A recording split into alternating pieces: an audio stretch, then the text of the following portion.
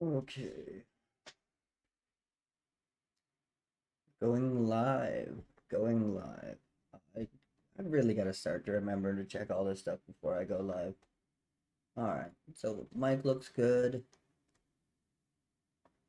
Um,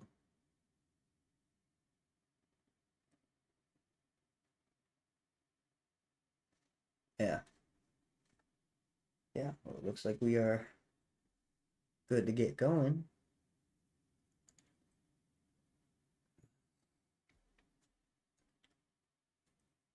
Welcome.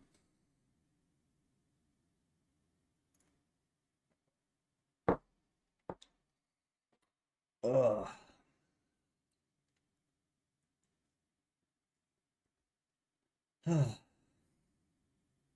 almost to the end. All we have left are the artifacts, and we're starting with an interesting one. It's not really a good one. Hey, dude. Welcome. Thanks for making it. You excited to talk about some of the banger artifacts in Revised?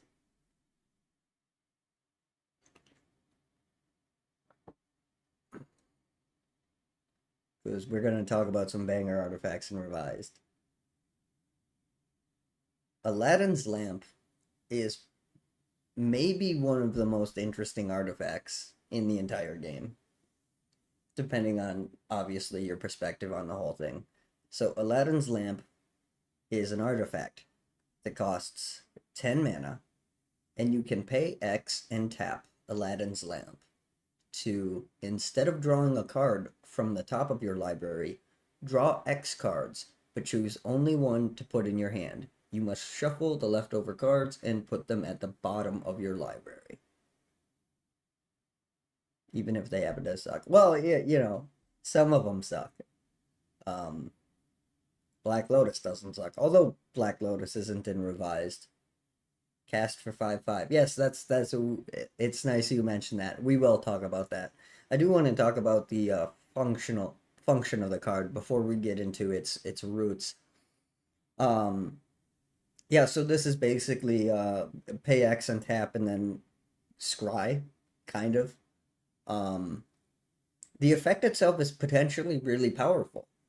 Um, the card itself is not though, because the effect is attached to 10 mana. 10 mana. This came out in the same set of as Library of Alexandria, and they're just like the exact even. Yeah, all right, fair enough, dude. Um, even the ones that happen to suck, the ones that suck are kind of the most interesting sometimes, right?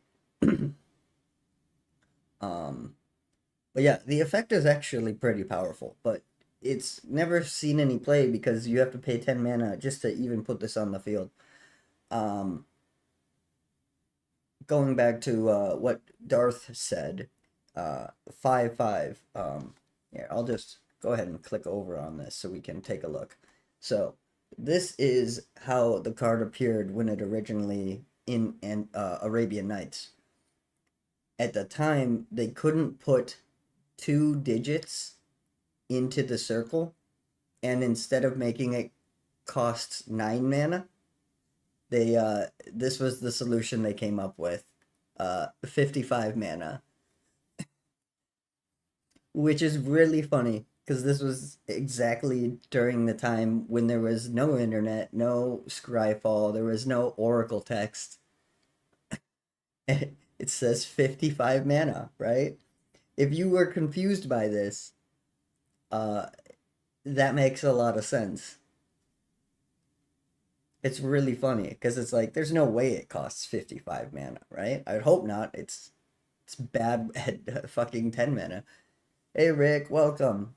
Yeah, more revised. We're dealing with the artifacts, and then I guess we'll talk about the lands too. But it's pretty much just basics and the dual lands. So we'll look at them and say, "Wow, that art is cool." I don't know how much like discussion we can have about them, but we'll look at them. Um, but yeah, this is what Aladdin's lamp originally looked like. It's uh, it's kind of crazy.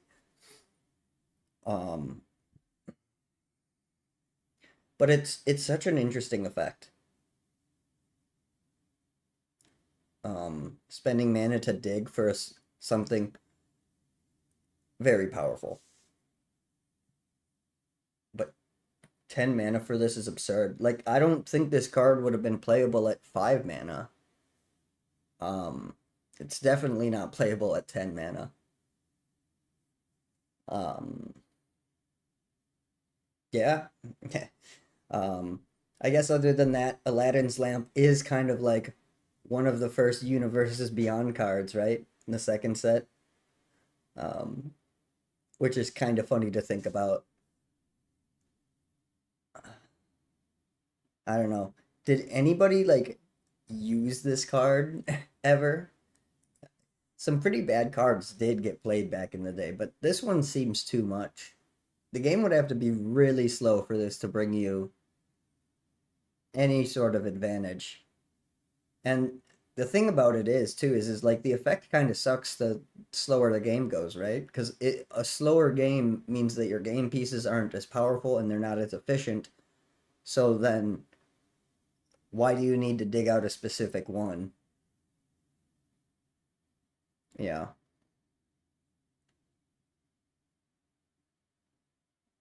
I can I can understand why Richard was afraid of this one, but I guess I don't see how he was afraid of this, but not Library of Alexandria. It's just interesting. Um, Art by Mark Teeden. I probably mentioned that, but if I didn't, the art is by Mark Teeden. Just a heads up, YouTube reactivated ad videos. Um, automatic. I just edited that.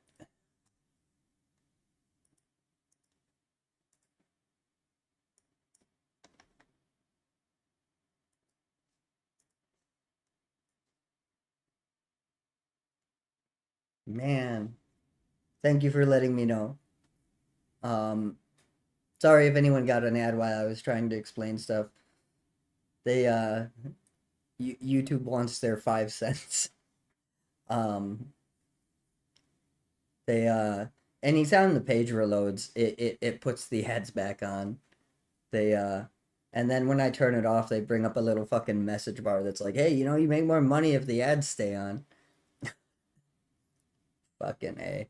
Um, Aladdin's Lamp. It's an interesting card. Um, it's not a good card. Um, I guess I don't have anything to say about it that I didn't already say. So we'll just continue on. Lamp. Welcome back, Firewall.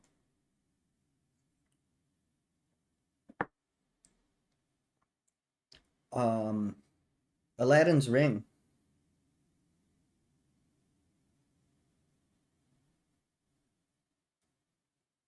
Sorry for the jump scare with the ads. Yeah, I try to turn them off, especially on the discussion streams. I think I leave them on for Chandelar because it doesn't matter as much. And it is nice to make some money, right? But I don't like the idea of people getting uh fucking having ads played to them while I'm trying to explain something and we're having a discussion. Yeah, Boomstick. Boomstick's right. Um, welcome back. Uh, Aladdin's Ring. This one costs 8 mana, and you can pay another 8 and tap it, and Aladdin's Ring does 4 damage to any target. This is expensive, but in slow multiplayer, it's really strong. Yeah, I agree. I said Aladdin's Lamp was pretty shit, and I do stand by that. In most situations, that card is really bad. Um, all his cards cost so much. He must have been a baller. Aladdin's Ring, I do think is a little bit more useful. 8 and 8 is kind of rough. 4 damage is a lot though.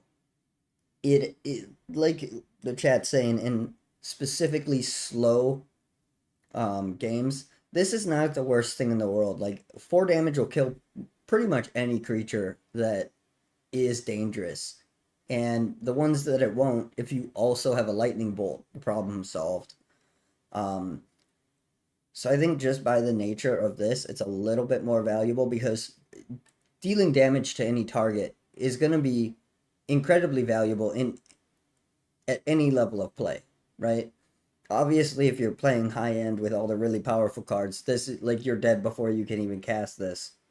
But whereas with Aladdin's Lamp, if you're in a game where you can cast Aladdin's Lamp and then use it, your cards are probably so bad that there's no reason or super high combo synergies. There's like the effect is almost useless by the time you can use it.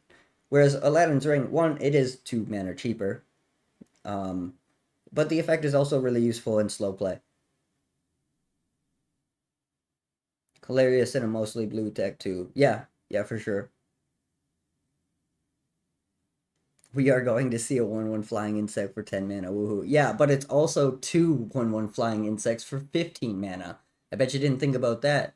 And for 20, over 3 turns, you can have three 1/1 flyers. This is your Turbo Fog win con, by the way. Okay, yeah, that makes sense. Man, that's got to be fucking brutal. Dodges around protection too. Yep, yep, for sure. All you need is Tron Online and three Mishra's Workshops to both play and activate this card. Oh, is that all? Um,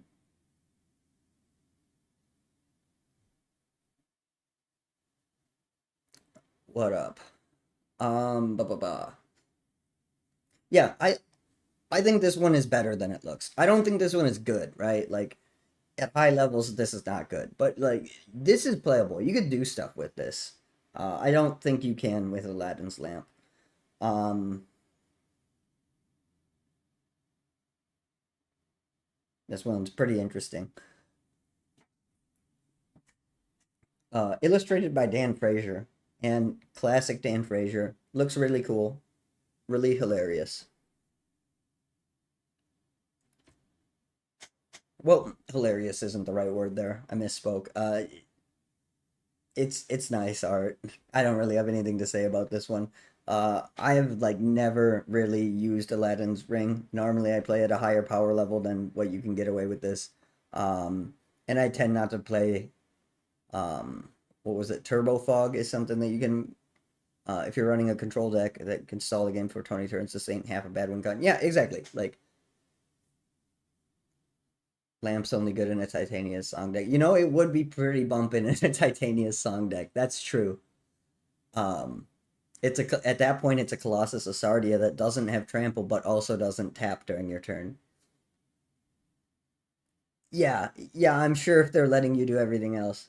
You haven't tried it in Chandelar? No, no, I haven't. Like in Chandelar, problem was in Chandelar, like it's also just as easy to like my general go-to in Chandelar is to get my hands on as many Mishra's factories, um, juggernauts, and then swords, plowshare, lightning bolt, and like power sync and stuff like that. And then I just run through the game that way. It is something I'd like to mess around with at a certain point. I do plan on messing around with all of it, but I only started playing Chandelar like a year ago, and most of my play of the game has been put onto the channel. So, it's probably decent in Chandelar. Um, I can definitely see this as being a pretty decent win con in control decks.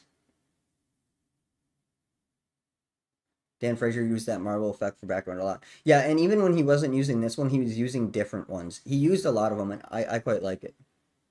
Classic and Gaia's Leech Control. Yeah, for sure. Super good at Gaia's Leech Control.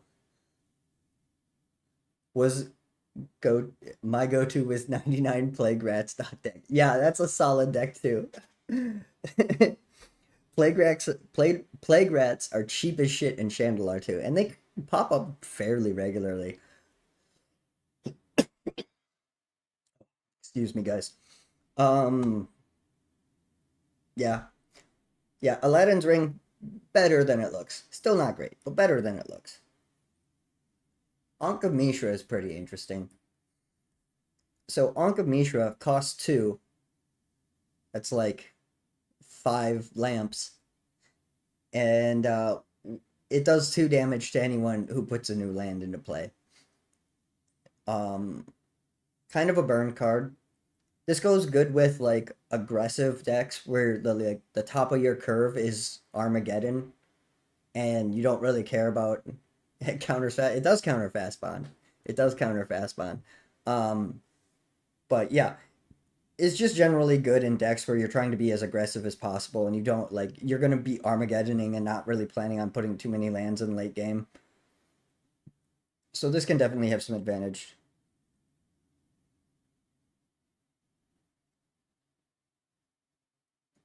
I only use old lands. Okay. Um, old lands, like how old is old, right? Gaia's Cradle's kind of old. You can run this in Armageddon decks with that run a bunch of Moxes and Mana Rocks. Yeah, that's another thing you can do with it. I have been talking about using stuff with the Moxes and Mana Rocks, which with Revise strictly isn't something that you should look at too much because those cards don't exist. Armageddon does, but the Moxens don't. Although there is like Soul Ring and stuff like that. Um, but yeah, Anka Mishra is good for stuff like that. It's also not like terrible in a in an ATOG deck because you can get rid of it whenever it's inconvenient to you. I get what you're saying, James. I only play. Sorry, I'm slow sometimes. I get what you're saying. I feel old. I started judging at that Saga pre-release.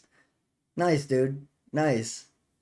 Uh, good news though. You are what you feel. You're probably pretty fucking old. Yeah, that's very true, Firewall. Effects that punish basic game actions will always have some sort of niche. Very true. Especially if they are pretty mana efficient. 2 mana is not a lot.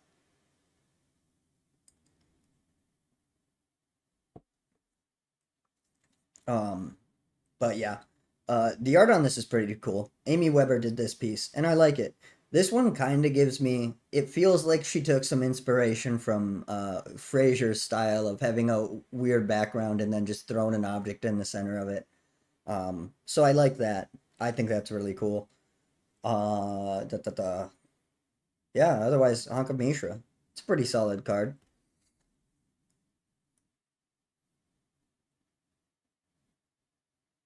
Armageddon Clock is pretty interesting. Armageddon Clock. So this costs 6 mana. And you can put one counter on Armageddon Clock during each of your upkeeps. At the end of your upkeep, each player takes damage equal to the number of counters on the clock. Any player may spend 4 during any upkeep to remove a counter.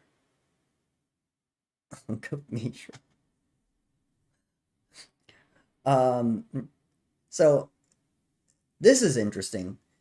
This is really kitchen table-y, turn the game into game within a game kind of style. This is fun. You'll probably never see something like this at a competitive table for a lot of reasons, but it is really fucking fun. 6 mana to deal 1 damage. Yeah, super efficient. I still use the clock in EDH. Yeah, this is really funny in EDH, right? Like, uh, EDH is a great place for something like this, just because it makes something happen and people have to respond however they're going to, right? Because the player that casts this isn't necessarily the player that's most advantaged by this, depending on how things go. Yeah, and again, you can use. I mean, yeah, but you can use anything to like drain someone after in a land destruction strat, right? Like this. I don't disagree with you. You definitely can. Um,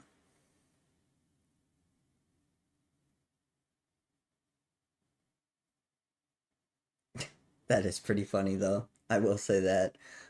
This is another piece that was illustrated by Amy Weber, and this one's fantastic. I like when she does these like it's a map or a design or whatever style that she does occasionally. I think those pieces are really cool. Um, I don't know. It's an interesting and fun card. There's definitely uses for it. I like cards like this because they kind of make you think. Turbo Fog when comes.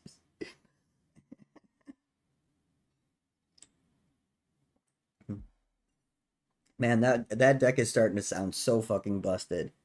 They're gonna drop an Armageddon clock on you. Jesus. Um, yeah, it's an interesting card, right? It's fun. It's fun. It's fun and it's nice to look at. Cards like this kind of make the world of Magic bigger, right? Um, blah, blah, blah. I think that's really all there is to say on it, though. Let's talk about Basalt Monolith. You guys stand for Basalt Monolith? Are you big fans of the Salt Pillar?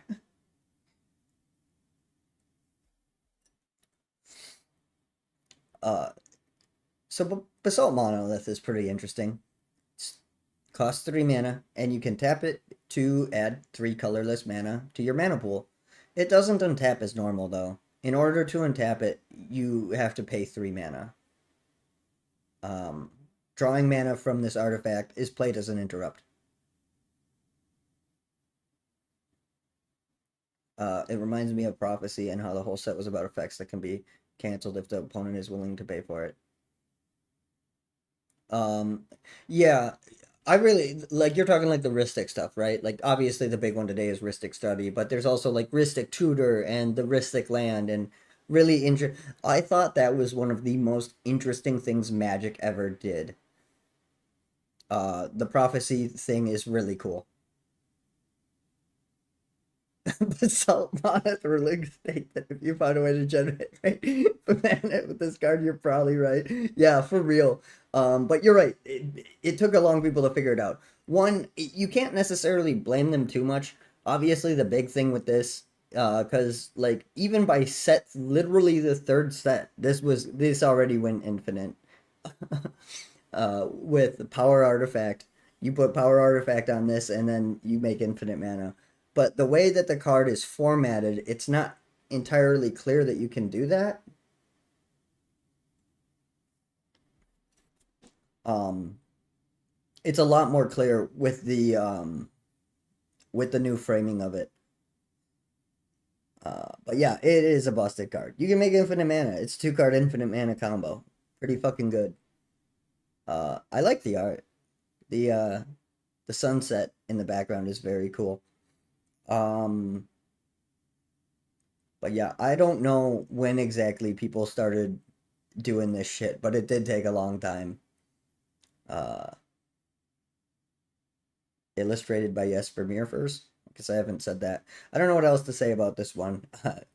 Infinite mana.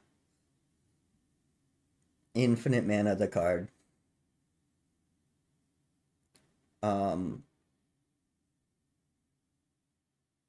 yeah, and people back in the day also probably just took the cards. Well, yeah, that like they had to, right? Like there really wasn't in the very first rule book, and I don't know when they took this out, but in the alpha, beta, and unlimited rule books, there was a spot that said like if you can't come to an agreement, flip a coin of either agree to flip a coin about it and honor the coin flip decision, or the game ends and both players get their anti cards back.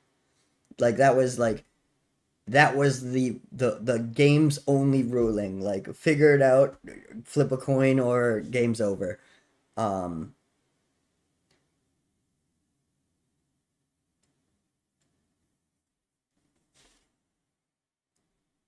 this card wouldn't make it past the Earthbind. um I guess we can say that like without the whole infinite mana stuff, like this card kind of sucked, right? Like I don't think people were too impressed with this card back in the day, right? Like you can't it's not the worst thing, right? Because if you play this on turn 3, then on the next turn you got 6 mana. That's pretty good. So even if you're playing this thing fairly, you can like power out a crawl worm on turn 4 or 3 if you have a soul ring. Um, yeah, it's interesting, but it mostly went overlooked for a long time.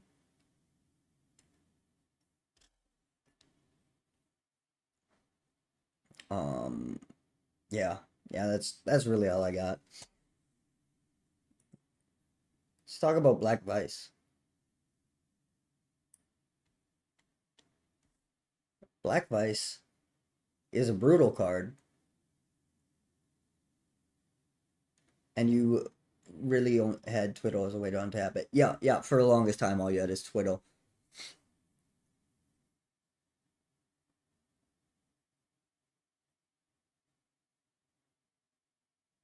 Should definitely be side by side to the Throne of Bolt on the battlefield. Yeah. Uh, we're right. Black Vice. That's what I was talking about. Stuffy doll. Yeah, yeah. The stuffy doll. This appears in, I think it's like 4 or 5 different arts. Are you a Black Vice gamer or the Rat gamer? I definitely prefer the Black Vice, but it depends. Yeah, it's definitely one of the best turn one plays. Like you rack if you're mind twisting and balancing, right? That's when you rack. But as if you're just an aggro deck, Black Vice is generally better, especially against the people that have Library of Alexandria. This card just fucks on them hard.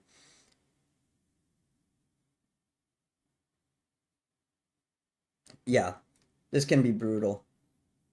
Black Vice Stasis pretty rough. Um, yeah, it even kind of like makes your Wheel of Fortunes less bad, right?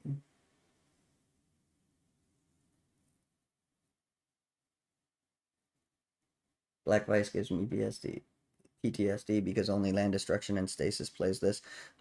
Yeah, I think it's also, depending on the meta, pretty correct to play it with an aggro deck too. Because if you slap this against a deck that's intending to have cards to play, like on turn one, you're just getting a free lightning bolt per turn, which is pretty fucking handy.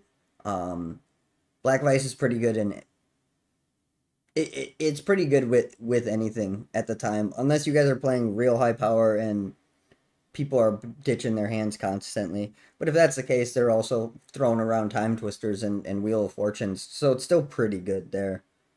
Um, Black Vice is such a solid card. Like it doesn't look like much today, I suppose, but this really gives you some early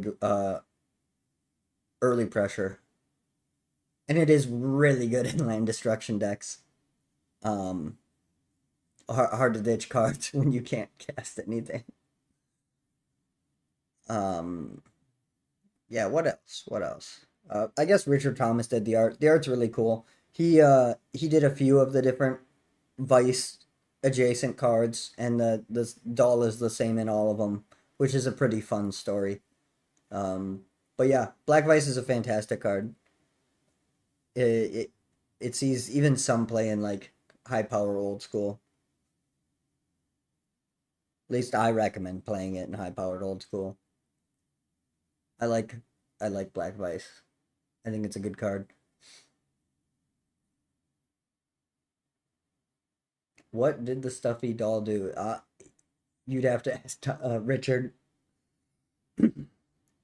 Richard Thomas or Richard Garfield. Maybe they came up with it together. I don't know. Uh, but whatever he did, he pissed somebody off real bad. Um, yeah, it's just a classic card. It's pretty good, aggressive, hard to deal with. It is a card that kind of falls off. Just put some flavor text on this and the rack. It would be nice, wouldn't it? I will say the Black Vice does kind of fall off at like mid low power level when there's not as much card advantage. Because once people ditch down to like 3, 4 cards and never get back up, then this does nothing. Probably a bad breakup. Could have been. It looks pretty bad. Um, so there is that conceit that sometimes this will do not, like if they don't have cards in their hand, this does nothing, right? So anytime that's a situation, then this isn't really a good card. Stuff was even cast of a Amontillado. Oh, he's in Wall of, yeah, he is in Wall of Wonder. Yeah, good shout out. Stuffy's in Wall of Wonder. I'll tell you where he's not though. This is amazing because nobody knew what a mana curve was. This was, yeah, that's another good point. It was, yeah, this was before mana curve. So if they're looking at like 2 lands and a handful of Shivan Dragons and Crawl Worms, what the fuck are they gonna do? Um, Anyways, so to where stuff he is not is in the bottle of Suleiman. At least I don't think that's him.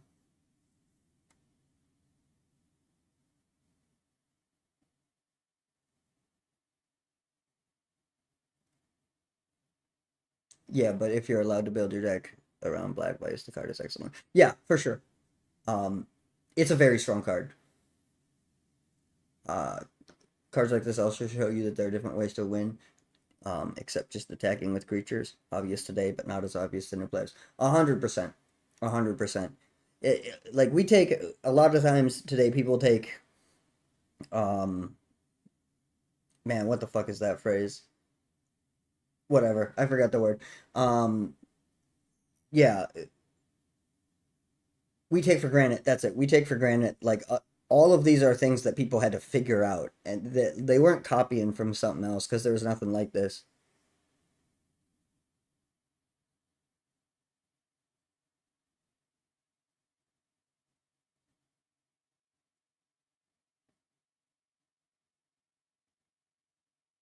Because nobody was winning with creatures in old school. Yeah, for sure. Like, not if you're playing with all the cards.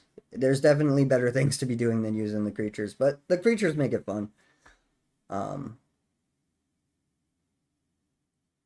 so explain to me, how did tokens work in this era of the game? By imagination. So, like, here, we'll read the card first. Bottle of Suleiman, 4 mana. You can pay 1, flip a coin, with opponent calling heads or tails while coin is in the air. If the flip ends up in opponent's favor, Bottle of Suleiman does 5 damage to you. Otherwise, a 5/5 flying Jinn immediately comes into play at your side. Use a counter to represent Jinn. Jinn is treated exactly as a normal artifact creature, except that if it leaves play, it is removed from the game entirely. No matter how the flip turns out, Bottle of Suleiman is discarded after use. Um, they used all kinds of things. Glass vase decorations. Yeah. So the glass, the, like, you get them in like fucking fish shops and stuff like that. The glass, like, beads that, like, are like round on the top and flat on the bottom. They'd use those. Those came with like one of the starter packs to represent things. But otherwise, they just like use dice or cards, or in the original rules, it even said, like, hey, if an opponent takes your card, put a paper clip on it so that when you guys pack up, you remember that it's your card, which is just the funniest fucking thing ever.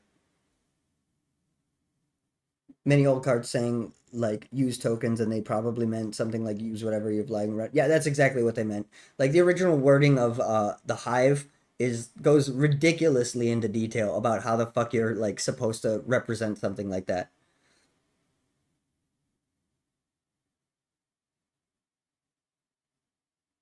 Um, Honestly, this is not that bad of a card. Yeah, yeah. This is a card. It's a random card, right? Like, so it's like bad competitively because it's a 50/50 chance that this is gonna go be hot shit, um, or 50/50 chance that it's not.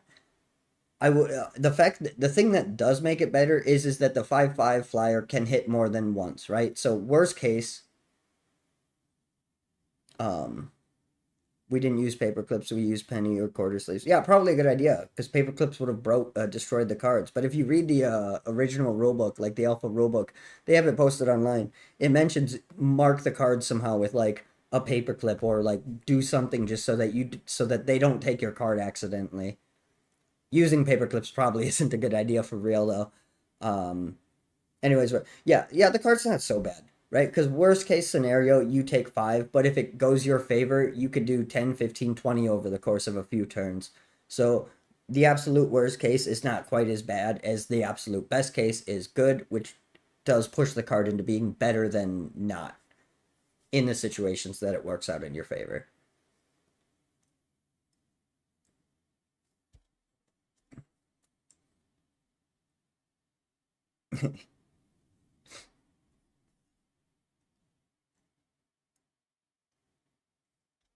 It's a good spot for a Jin token. Illustrated by Jesper Mirfors. The art is okay. The card's interesting. A 5/5 colorless Jin artifact with flying is really fucking good.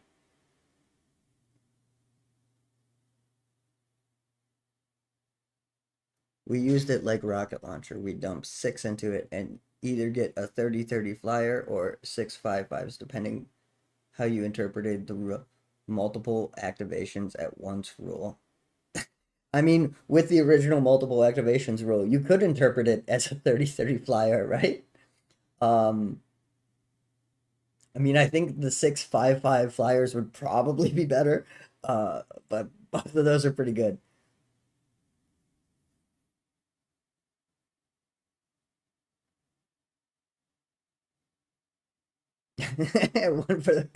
One for the argument, one or more for the real solution. Oh, that's so funny. Rocket Launcher is a fun card. I really like that card. Um, that's very cool. That's a funny way to interpret the card. I mean, based on the rules at the time, that's not like a stupid way to interpret it, right? That's really funny.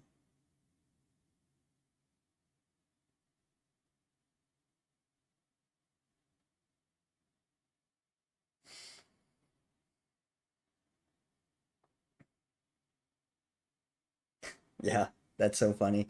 You can't do that anymore because now they put the fucking sacrifice this article artifact as part of the cost, like it always was supposed to be. But they didn't do that back in the day. Um, you can make the same argument with a Tog.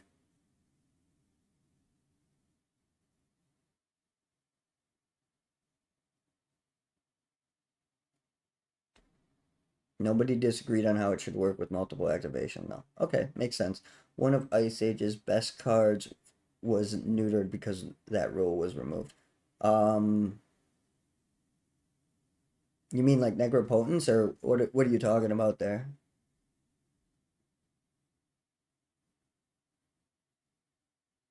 Um, but yeah, we're still on Bottle of Suleiman. There's nothing else to talk about with this card. I don't think. It is interesting though.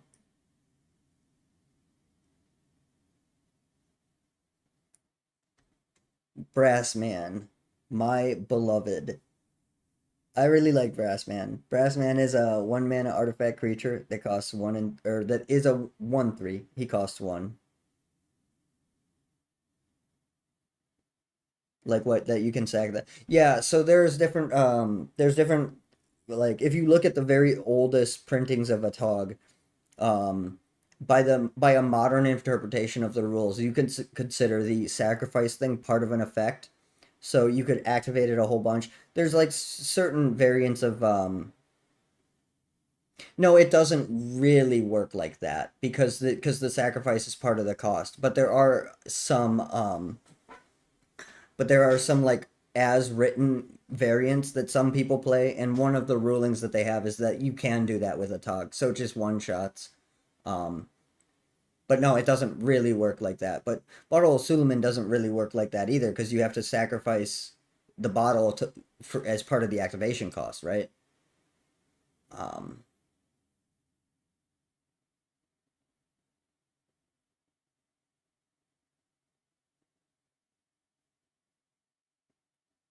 but yeah, so basically, activate the Tog a bunch, and then you'd have to sacrifice an artifact afterwards, but you still get all the boosts. Um, it's not technically how it ever worked, but people do play it like that sometimes. Elemental Augury. Don't know that one off the top of my head. I'll have to look into it. Um, it's been a while since I've like dug deep into the Ice Age cards because I try to avoid the sets that I'm going to be talking about sometime near in the future.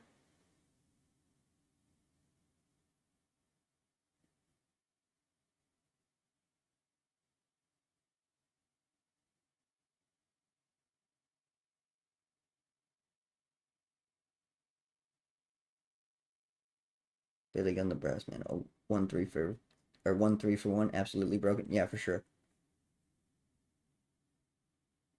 I love Brass Man too. He's good at stopping. Yeah, yeah, he's great for stopping aggro decks. He's also not the worst thing in aggro decks. Back then, say if a Tog cost one, you would pay three and give it 6. Three colors, three, arranging the top three. Okay, you're talking about Augury. Three colors, three, arrange the top three cards as Augury.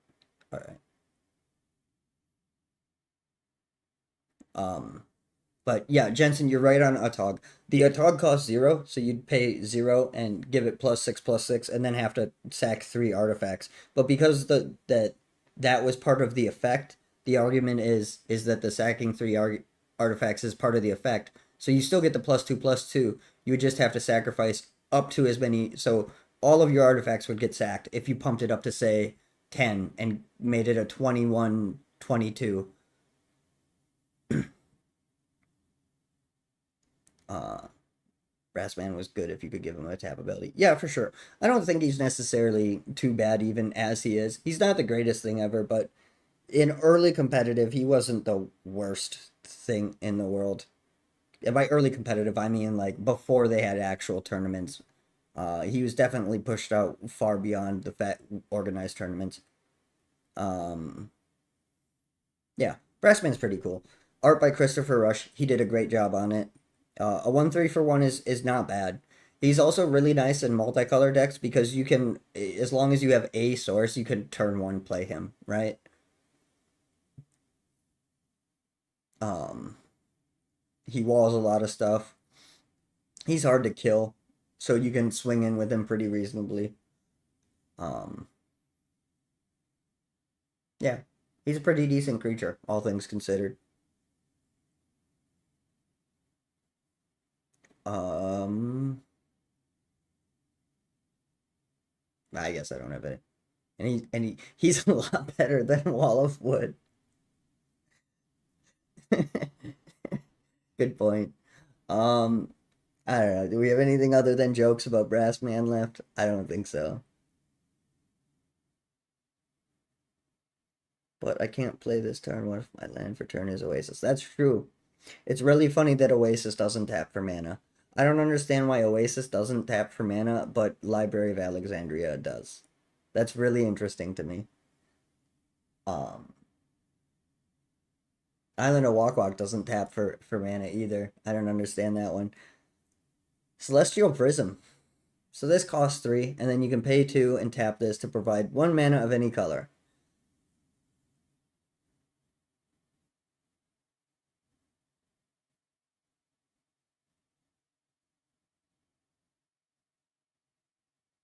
And you can play him. Yes, yeah, that's another thing you can do with him. Celestial Prism is interesting. It's not good, right? At the time, color fixing was pretty difficult. Um, Not so difficult that you would need to use this if you had access to like all the cards, but if you didn't, this is in a pinch. This could help. Like in a limited, this would be something you would maybe consider. Um, but it is really, really inefficient filtering. There's a lot of cards out now that are just better versions of this. It is the color fixer of all time, all right. Yeah, yeah. Is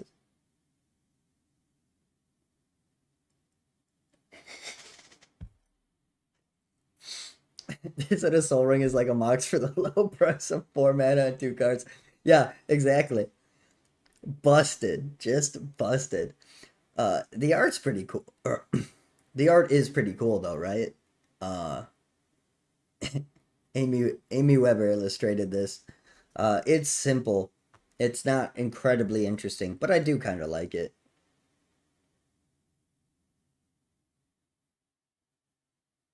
This is one of the cards that was an auto include early on to just gone once we started. Yeah, that makes sense, right? Because that's the progression of like, oh wait, I can just play less colors. To think Felwar Stone would be printed only a year after. Yeah, yeah. Felwar Stone blew this out of the water.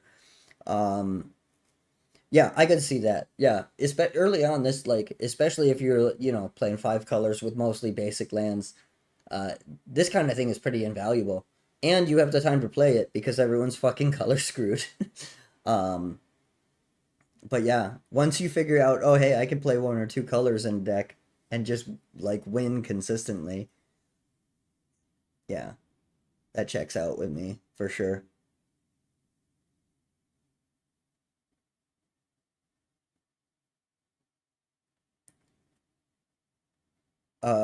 Wasn't the dark only a month or two later? Depends what you mean. It was it was a month or two later than revised, but it was a little bit longer from like alpha.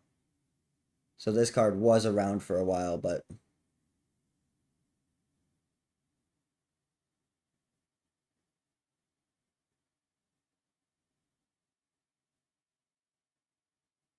yeah, they had to print mana fixtures at some point, and they had to start somewhere. So yeah, yeah, exactly. Um, they did have to print mana fixtures at some point. It's also like not the worst card we've talked about, right? It's definitely interesting design.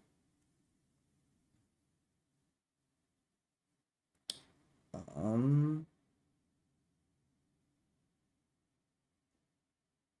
but yeah, there I do think there was quite a bit of distance between Celestial Prism and Belwar Stone, but there wasn't between Revised and the Dark. Um, I don't think there's really anything else to say about Celestial Prism.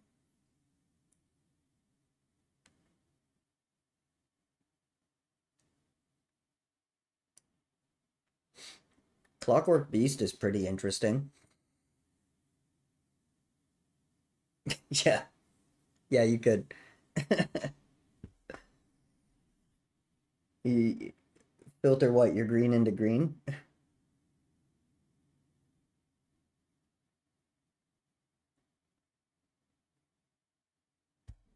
Revised was April, Dark was August. Okay, yeah, yeah, that sounds right. Wow, I never realized how close to the Dark's release I started. It was gone by the time, my friend. Needs to be a five color pile, but yeah, it probably does need to be a five color pile. It's got so much room to add other things to it, right? Um, yeah, there wasn't that much of the Dark printed. They didn't start printing a lot until, well, not even there was a revised shortage too.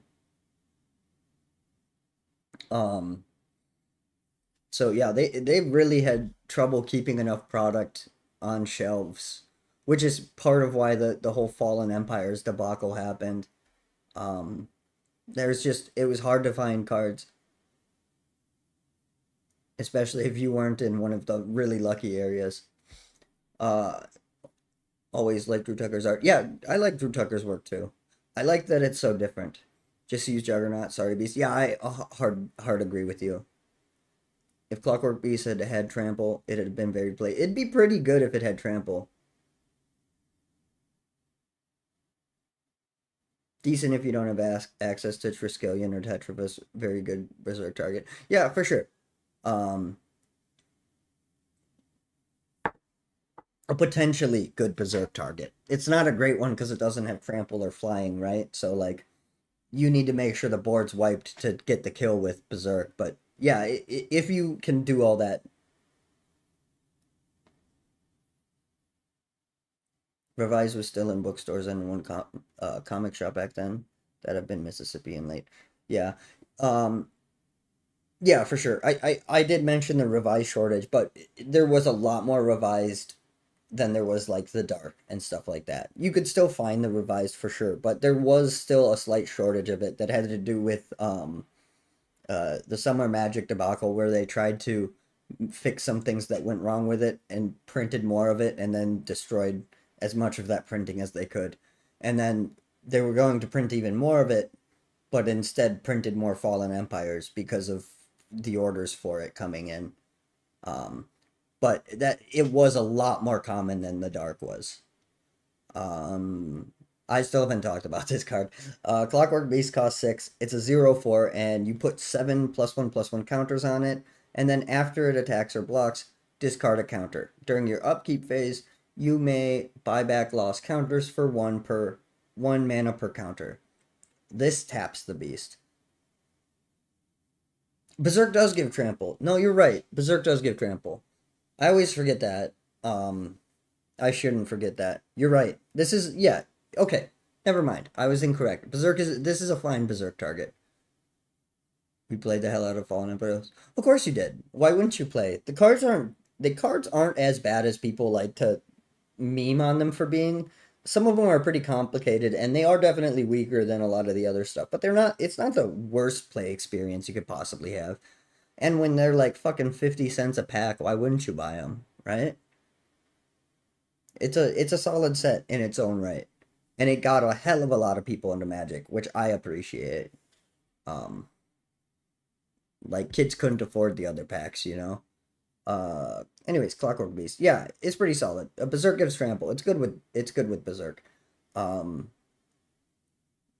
you're still better off like playing a Juggernaut, I think.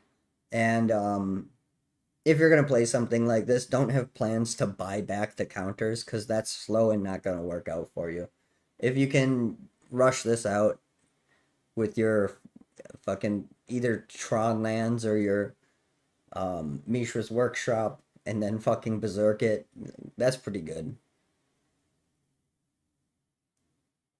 Are we analyzing these cards from the lens of how they would have been played when they were released? Mostly, we're kind of just chatting about them. Um, we'll mention all aspects of them. Like most of them, we'll just say like if we're talking about now, this thing is garbage, bad, don't play it. So it's kind of easier and more charitable to like think about the cards back when they were there. But we're just really talking about the cards.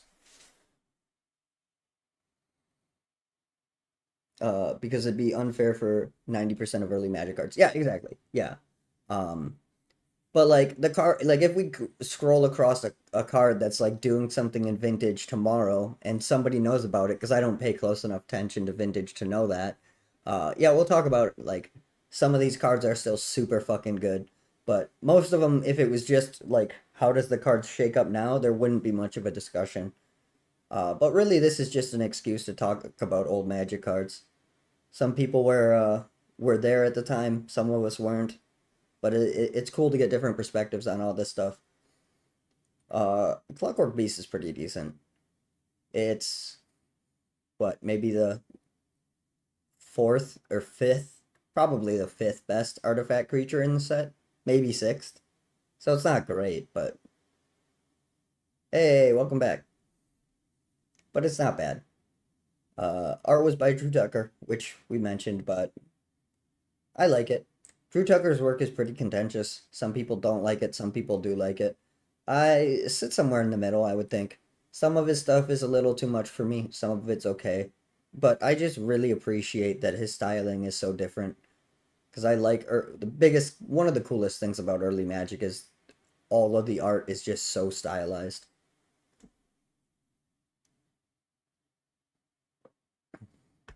But it looks like the conversation has kind of died down on Clockwork Beast, so we'll continue on.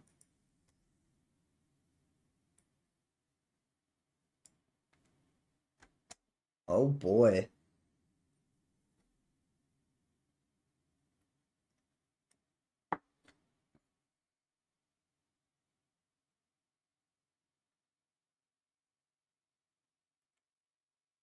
I thought this was originally from Antiquities. Conservator? Nope. Alpha.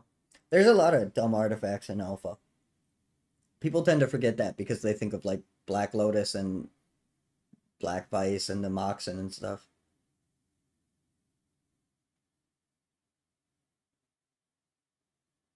Uh, Trying to figure out Chandler. It's tough, but these streams are helpful. Good, glad. That's another perspective. Like, if the card was in Chandelier, which most of these are, if not all of them, we're talking about that too.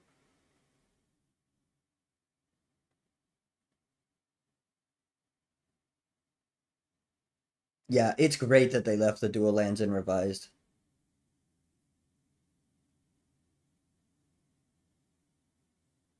I hated it as a kid, but really like it now that I have more appreciation for how difficult art is. Yeah, for sure.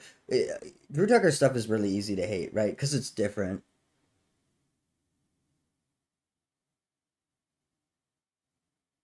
Oh, Clockwork Beast. No, Antiquities came out with the flying Clockwork, right? That wasn't. No, maybe it wasn't. I think both. I can't remember. Yeah, chat does have some delay. I'm doing my best around that. I'm not sure if this thing is made out of metal or paper mache. Yeah, yeah, it does kind of look like that. Prevent the loss of life. Yeah, that is really interesting about the revised printing of Conservator. Um,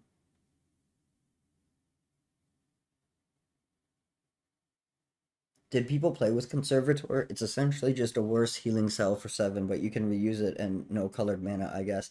I mean, people played with everything, right? Like they didn't they didn't know.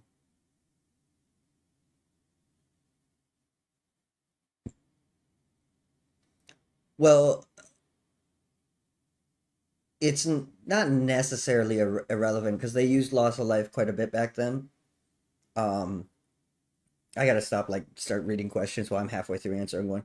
Uh, I'm sure people played Conservator. People played everything back then, right? They also, like, they didn't know what a mana curve was. They were just, like, playing random cards.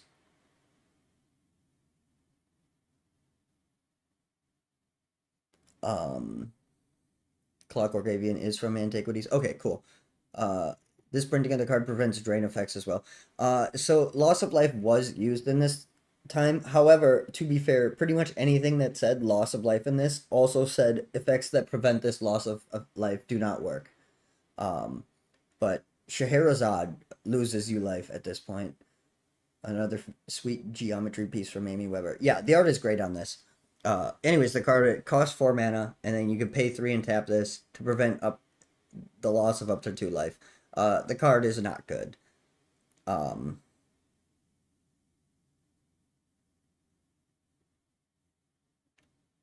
Chandelar feels very close to the slightly more advanced play back in the day. Yeah, that's exactly, well, that's how it felt like it feels to me. I wasn't around back then, but when I first started playing Chandelar, I was like, whoa, this is what it was like, dude.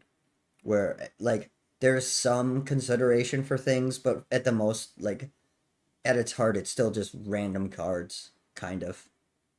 Um, I kind of enjoy that feeling from Chandelar. It's neat. You don't really get to play that way anywhere else, other than, like, cubed, kind of.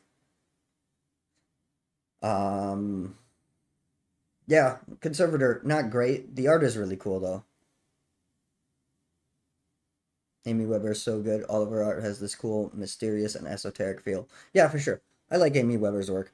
Amy Weber is one of those that kind of gets into some pretty ridiculous art. Some of it's kind of stupid, but for the most part, it's really good. I like her styling. I also like her use of colors. Um, and she also, her styling is like, some artists are very constrained to their style that they use. And Amy doesn't feel like she's one of those. It feels like she kind of wanders a little bit with how she's painting images.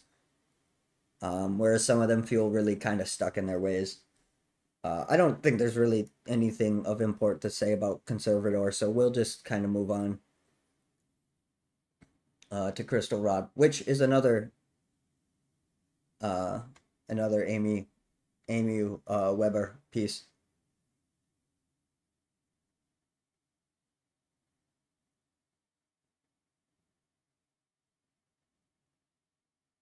Well, we didn't run away from people trying to force us, and we didn't play for Anti, but did that do something? That's a fair point. um, I really appreciate that Chandelar has Anti because it's such a, like, it still sucks in there sometimes, especially if you lose a power card, but, like, it's not that big of a deal, and it's really cool to have the chance to play Anti in a way that feels it with Magic being a card game within an RPG, it feels like a very cool mechanic. I think Weber is the artist I've most reversed my like dislike of over the years. I could see that. She is a fairly polarizing style. My favorite is Amy Weber's High Tide. Love that one. That is my favorite High Tide too. That her High Tide art is just fantastic. I only recently played with the Lucky Charms for the first time, and they're surprisingly good. They certainly can be. So yeah, the Lucky Charms, uh, and with the updates, were almost playable.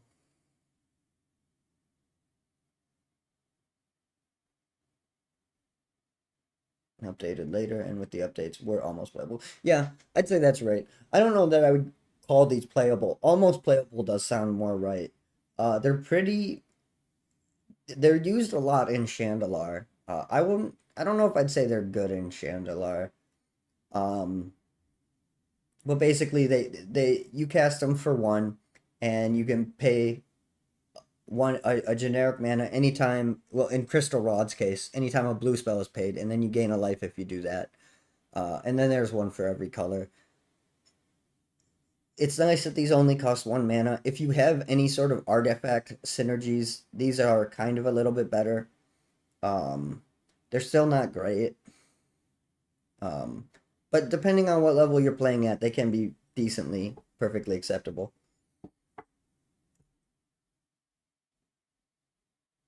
Um, I like Amy's art on this one too. I think this one is pretty sweet. Um, it looks like a difficult rod to like hold, but it's pretty nice. The art's pretty cool. The updates cost two and have no activation. Oh yeah, yeah, yeah, yeah. Um, yeah, that would be better. I still don't know if it's worth the card slot, right? Life gain is generally not great. It's okay. There's nothing wrong with gaining life. And it was just too abundant in that old format, and the games were slow enough to. Yeah, they certainly can be. Um, most of that's just because people don't know how to play fast, though, in the old formats, right? With Chandelar, the decks are designed because Soul Ring, Juggernaut, like you can very easily bust through some shit in old card pools if you build the deck right. Something like Kraken's Eye, yeah, those ones. Okay, what those Mirrodin? Is that when the fuck those were? Okay, yeah, I know what those are talking about. Yeah. Um, the Lucky Charms are cool. They're interesting. They're not like competitively good, but they're okay. In most like slow whatevers, they're okay.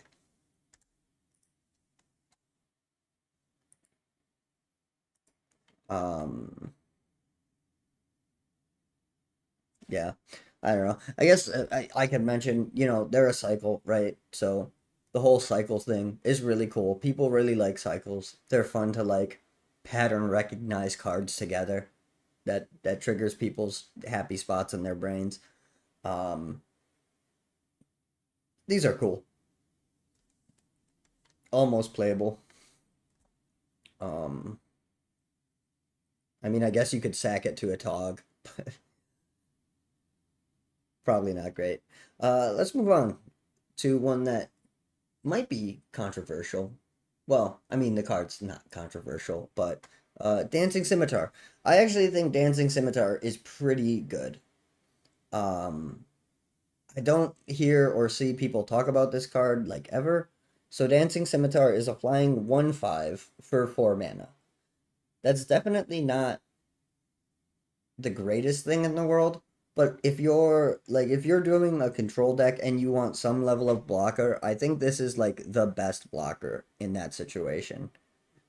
A 1/5 flyer for 4, that's pretty sweet. It doesn't die to bolt at least. Yeah, it doesn't die to bolt.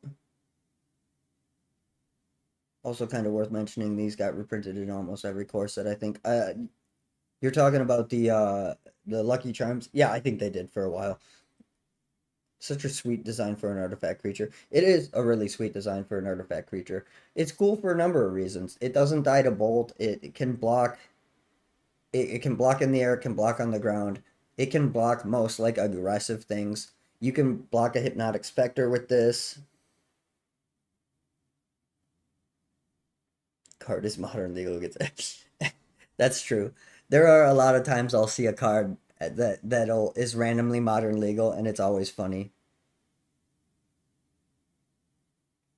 is the ideal defensive creature. It can still attack at least. Yeah, there's a lot of cool things you can do with it. When I was running it, when I was playing in Chandelar, I ran these for quite a while. Um, in that deck specifically, they paired well with a card called Immolation, which is an enchant creature that costs a single red mana and gives. Oh, hey, Loxley. Good evening. Welcome. Immolation is a red enchantment that gives +2, -2. So you can use it on like their Hypnotic Spectre and remove it. But if you were running Dancing Scimitar and the situation called for it, you could enchant this to make it into a 3/2 flyer. Um, so there's some reasons I like Dancing Scimitar. I think it's better than people give it credit for. I think it's playable in old school even today, depending on your deck. Um, I think it's really interesting. Um, I wouldn't say it's the best artifact creature though, but I would say I think it's better than people give it credit for. Uh, Illustrated by Anson Maddox, and the art is pretty fantastic. I like it. Um, that's really I've said I'll get off my soapbox about Dancing Scimitar though. You'd think a flying sword uh would do more damage. Yeah, you would think it would. 3/3 flyer was quite decent. Yeah, it would be a 3/3, right? Not a 3/2. Because yeah, I did my math wrong there. Immolation absolutely slaps in Chandelar. It is probably the best thing in Chandelar, like the best card, just by like how easily you access it, how early you get it, and it just kills fucking everything. Immolation is so good in Chandelar. Um, yeah, yeah. We'll stop talking about Dancing Scimitar. The art is really cool. Anson did great. Immolation is so versatile. It is. Next time you're playing Chandelar, pair it with a Dancing Scimitar. See what you feel. Dingus Egg.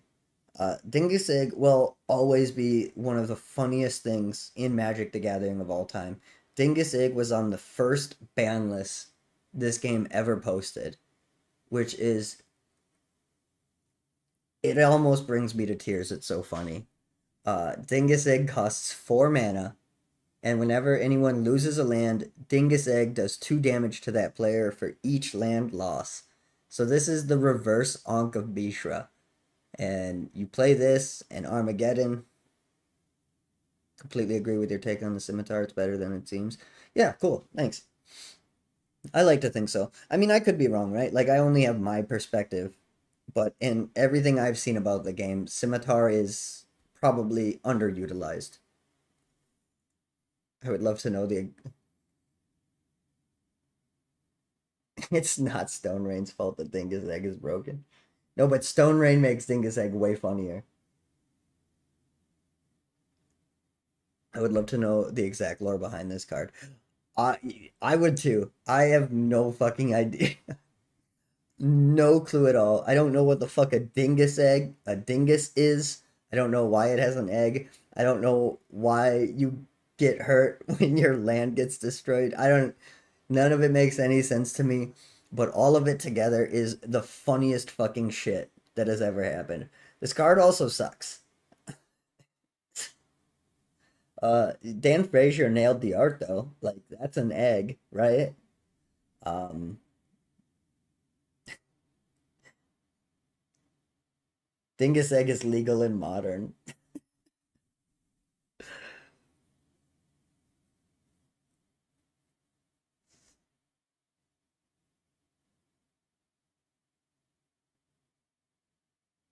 Dingus kicks you right in the dangus when you lose lands. Classic. Yeah, this card is just funny. It is a riddle wrapped in an enigma. That is a fantastic way of putting it. We are the dingus at the end. The egg of all time for sure. Somebody build a modern deck around this. Tell me how you do, please. I would really like to see that.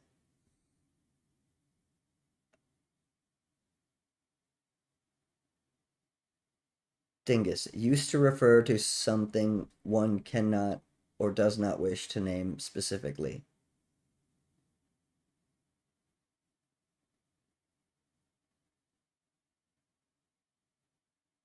Oh, is that where Dingus came from? Okay, all right.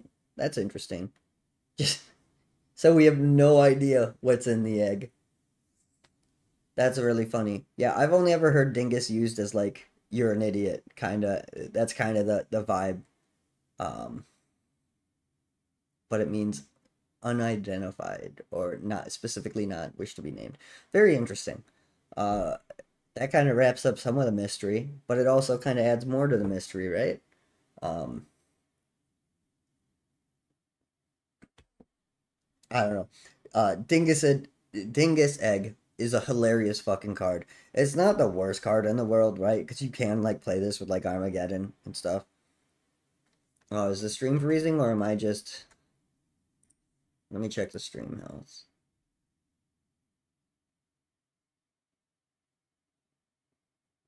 Stream is fine for me. It is telling me that I'm using a higher bit rate than recommended, so I would I don't think I can fix that now because that's through my OBS. Um, I will figure this stuff out eventually. Um, sorry if your stream is freezing. Dingus Geddon would be a fun deck. Dingus Geddon would be a fun deck. Um, you also don't even just necessarily need the Armageddon, right? Because there's Stone Rain, there's Ice Storm, there's Kudzu, which is kind of funny. There's Sinkhole. I like card names that are also insults. So do I. Besides that, it got in on the first ban. Yeah, it was one of the first two cards ever removed from the ban list. I think it was that and Aura Flame, right? I think were the two cards. Bet this is a Shivan Dragon Egg. That would make sense. That could potentially make sense. Yeah, it did get removed from the ban list fast, along with whatever was the other card that was stupid on there. I think it was Aura Flame. Yeah. Let's move on from Dingus Egg, though. It's really funny. Dan Frazier illustrated it. It's great. It was on the ban list and immediately taken off because that was a dumb idea. But it, as funny as and interesting as it is, it's not really that good of a card. But like, it's also not the worst card you could play. You could win games with it. Disrupting Scepter is pretty interesting. Disrupting Scepter costs 3, and then you can pay 3 and tap it. An opponent must discard one card of his or her choice. Can only be used during controller's turn. Wasn't Kirdape one of the first two to be banned? No, Kirdape was banned. Kirdape was banned, but I don't think Kirdape was banned until specifically Type 2. I'd have to look into that for sure, but I don't think Kirdape ever got banned in Type 1. You could be playing Hippie instead of this. Yeah, you could be, and probably should be.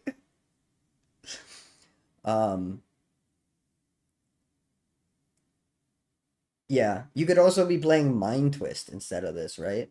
Although no, Mind Twist was in revised. We talked about it. Yeah. To me, Disrupting Scepter is just way too slow, even for that time. Yeah, I agree. Apparently, Ruck Egg was. Yeah, okay, so the Ruck Egg restriction actually makes sense if you know the story around that. High-end blue decks play Disrupting Scepter. Yeah, and that's where it would be really good, right? If your game plan is to make the game go slow, this is a lot better. Ruck Egg was restricted because the way the original card is worded, it basically says if this goes to the graveyard, make a 4/4 flyer, which is really fucking good. I think early versions of the deck used it. Disrupting Scepter. I think you're right. Apprentice Wizard is holding this. Oh, that's a good shout out. Good look. That's interesting. Yeah, Dan Frazier did Apprentice Wizard too, and it has the same background too, doesn't it? Anyways, oh right, Ruck Egg. So there was a Ruck Egg combos with Yeah, what Firewall is saying. He gives you 3 mana. Oh, it's all coming together. Um, Rockhead combos with a land that lets it sack it immediately to give you to gain that beefy flyer. Okay, not quite what I was talking about. It does combo with that. It is pretty decent, but also without casting it, the way the card is worded, you could discard to hand size, put the Ruck Egg into your graveyard, and then it was like, what's that dredge card that when it goes to your graveyard, it comes back. The jellyfish like Necromamba or Necromum, whatever. Point is that if you look at the original wording of Ruck Egg, it looks like you can just discard it to get the yeah, exactly. You can discard it to get the 4/4. That was never how it was intended to be played. Um, and they like rules errated it pretty early on. I think it's in the Duelist issue 1 or 2.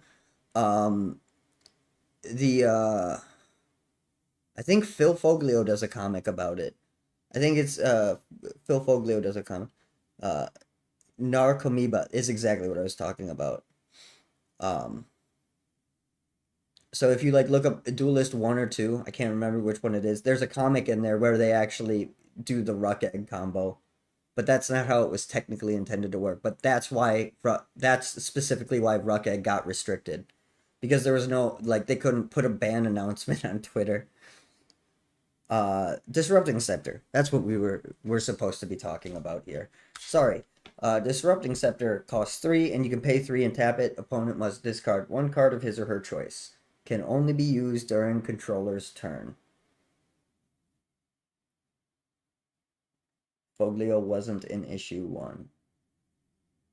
Okay, and I might be getting the artist wrong too. I think it was Foglio, but it could have been issue 2 where the Ruck had it was probably issue 2 where it might have even been issue 3 now that I'm thinking about it. I don't know. There was an early comic, and I don't remember the artist's name who did it, but it really reminds me of Foglio work when I think about it, so I think it was him. And the the part of the joke was the Ruck Egg combo. Um, I didn't expect to be talking about that. Um, yeah, gotta go. Oh, see you, dude. Take it easy. Thanks for coming by. I appreciate the chat. Have a good one. Thank you. Um, yeah, Disrupting Scepter is pretty good if you're playing a slow deck. It's pretty bad if you're not. Um, like it's way slower than like Hypnotic Spectre and stuff like that, but it's not terrible. Um, denying your opponent resources is pretty good.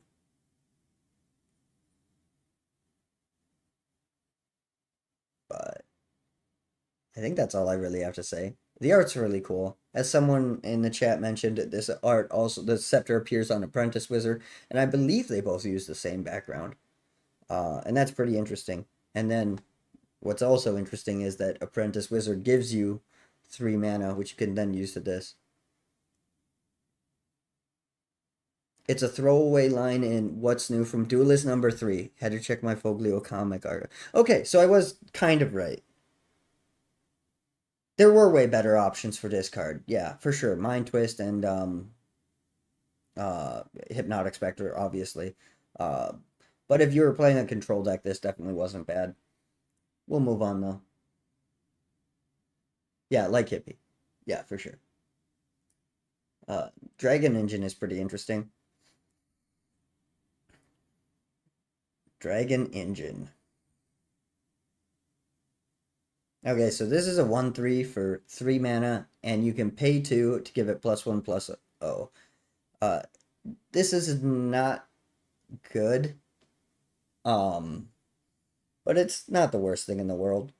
It's a 1/3 for 3 mana though, so it's like Brass Man, but way worse. And then, yeah, sure, you can pump it, but it also like dies to everything. Dies to Lightning Bolt, dies to Disenchant, dies to Swords. Does not die to Terror. So it's got that going for it. Um, but otherwise, this card isn't that great. This is one of those cards that kind of reads like, maybe it's okay, but I don't think it is. I guess you could use it in your in your Urzatron deck, but you have better options. I've always loved seeing Dragon Engine in my initial Chandelar deck. See, this is pretty good in Chandelar. You can at least gain like 10 life if this gets plowed. Yeah, that's true. Looks like nothing, but there is a ton of mana made by Urza Lands and Workshop. Yeah, well, to be fair, Workshop doesn't like you can use Workshop to cast this, but Workshop only works on the casting cost. It doesn't work on activated abilities. You can't use Mishra's Workshop on activated abilities. You can only use it on the casting cost. So you can't pump this with Mishra's Factory or Mishra's Workshop. I would also rather have a Yoshin Soldier. 100% agree with you. But it is definitely a glad like this can do stuff. Um, at that point, you might as well play Triskelion and Sushi. Yeah, for sure. I Triskelion is a better card. And if you're doing Mishra's Workshop things, Triskellion's a solid card to be considering. Um, Dragon Engine is okay. Um, it's okay. It's not terrible. It very glass cannony thing, and I like it in Chandelar. I think it's pretty decent in Chandelar, but yeah, it is a rare and revised.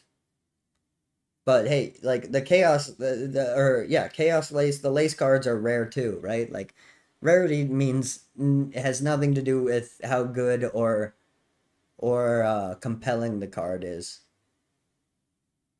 Um, what else is there? Yeah, I think this one reads better than it is. I don't think it is useless, and I think it's pretty okay in Chandelar. Um, but if you're going to be doing something that would enable this, there are better things to be doing. The art's pretty cool though. It was illustrated by Anson Maddox, and of course, this originally came out in Antiquities. Um,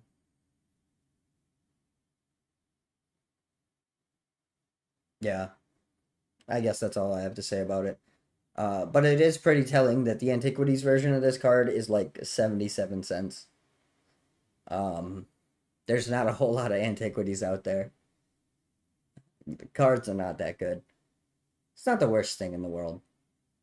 And there's definitely, like, it can do something, right? It does have fire breathing. It has generic fire breathing, but it has fire breathing. It's not the worst thing in the world. It does die to everything that isn't a terror, though. Ebony Horse is an artifact that costs 3 mana. You can pay 2 and tap and remove one of your attacking creatures from combat. Treat this as if the creature never attacked, except that defenders assigned to block it cannot choose to block another creature. Uh, so this is a personal fog that costs you 5 mana.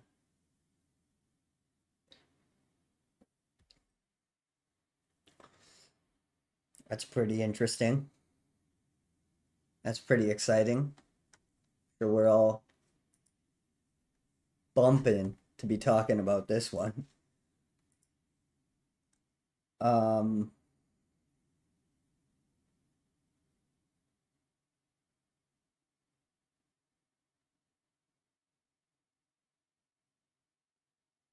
yeah, okay.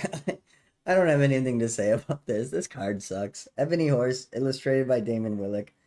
Uh, let's talk about Flying Carpet. Let's talk about Flying Carpet.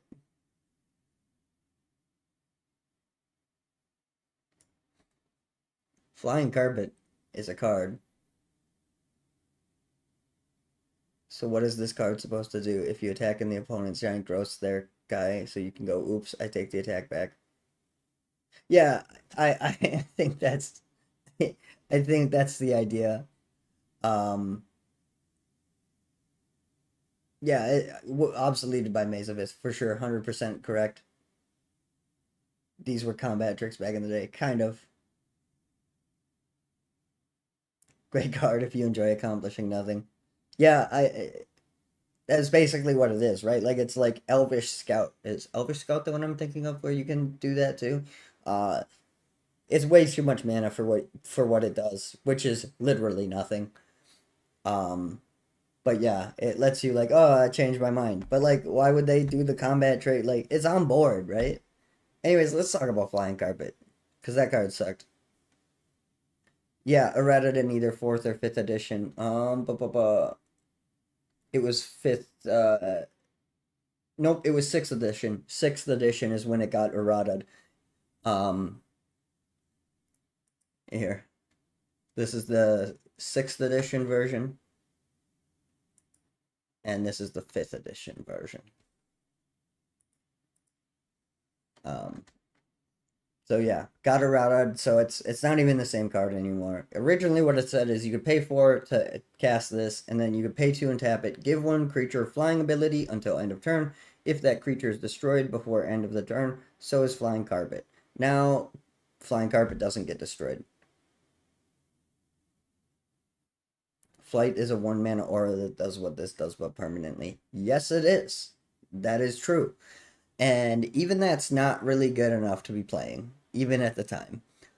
Flying Carpet's not great, but it is flavorful, right? It's an interesting card. It's weird that they changed it. Um, it's like still not good enough, even with the change. I don't know why they bothered, but to each their own, I guess. It was illustrated by Mark Teeden, and the art's pretty cool, right? It's pretty cool. Um, it's a fun card, but it's not a good card. Ugh. Don't rag on the saddlebags. It was Ebon Horse. We haven't gotten to saddlebags. Did he talk about Dingus Egg? I did talk about Dingus Egg. We had a good laugh about Dingus Egg. Um, da da da da da da da. All right. Yeah, we passed Dingus Egg. Yep. Yeah, we did. I am gonna be right back. I am gonna go fill up my coffee and take a piss quick. I said it was a bad idea to drink a bunch of coffee before streaming, and then I continue to do it because I don't learn anything. Uh, but you need to save your rock hydra from your earthquake. Wow, big brain, dude, big brain. Um, all right, I'm gonna go to the bathroom. I'm gonna click this insert ad button just to see what happens when I do that. I'll be back. You guys probably are getting an ad.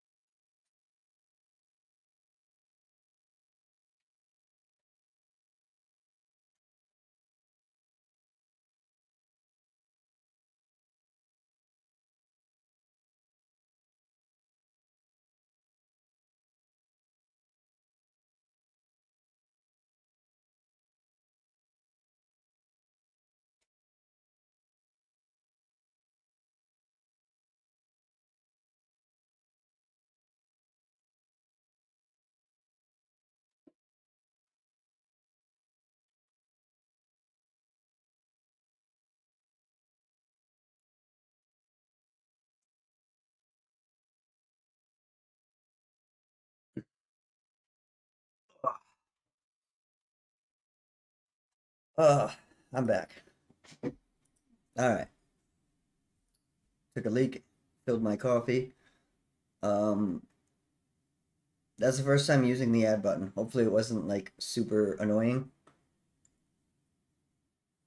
And hopefully people are not like still stuck behind ads.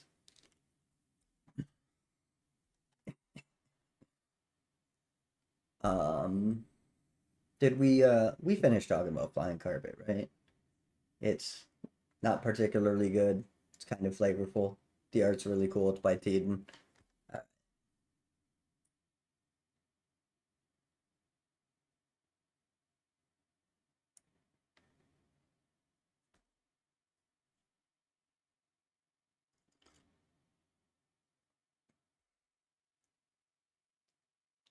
Glasses of Urza. You can pay one to cast this, and then you can tap this to look at an opponent's hand or target player. Indeed, both. Bingo bongo.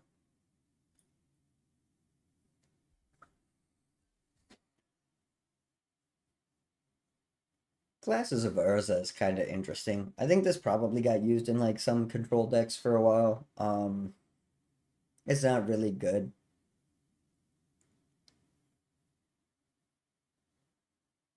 It works in ATOG piles. It does work in ATOG piles, right? Once you've exhausted every 0 mana artifact you want to put, this card is so annoying. It certainly can be. Um, it's not like competitively strong, but it can be annoying. It's also not like the weakest thing in the world, and there have been like some niches where people have used this. It it only costs one, so it's not like you're going too far out of your way to like do this. So I have heard of this like being used in some particularly niche situations, but it's not what you would call generically good.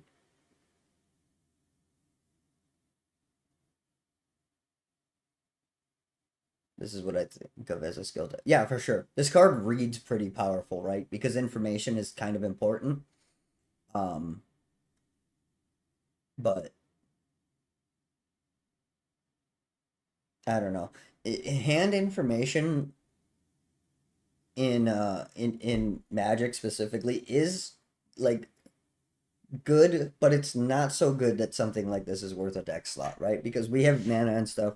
Like if you like look at like Yu-Gi-Oh, for example, because of how like each piece is like specific to like tutoring out other things and like they don't have card draw and mana.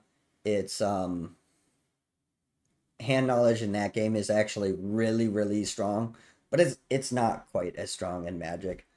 Um, it's hilarious, like telepathy. Yeah, that's another card that is kind of okay. Um, telepathy sees some niche playing in CEDH.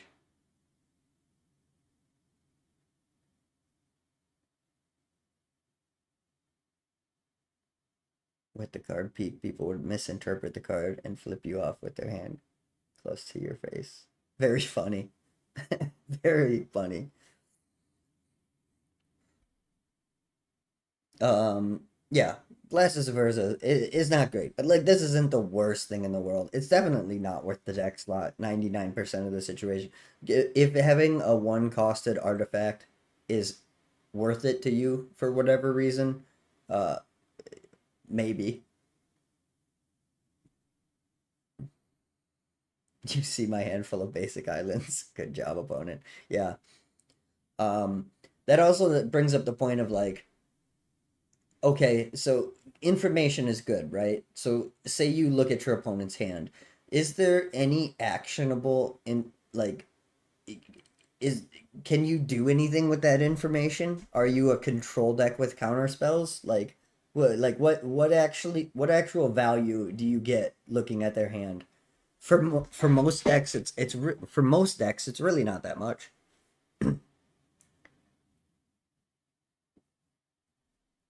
Um so yeah, it's interesting, but I don't think it's particularly that good. Illustrated by Douglas Schuler, and the art's pretty good. Definitely not one of his like iconic pieces or anything, but I have no complaints about it.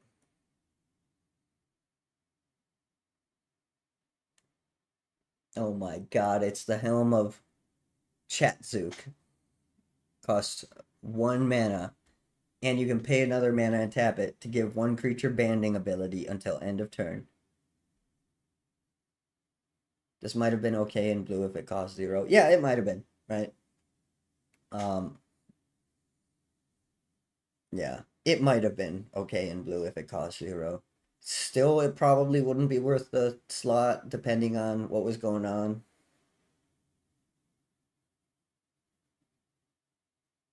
The interrupting cow. Broken, ban it now. Yeah, yeah.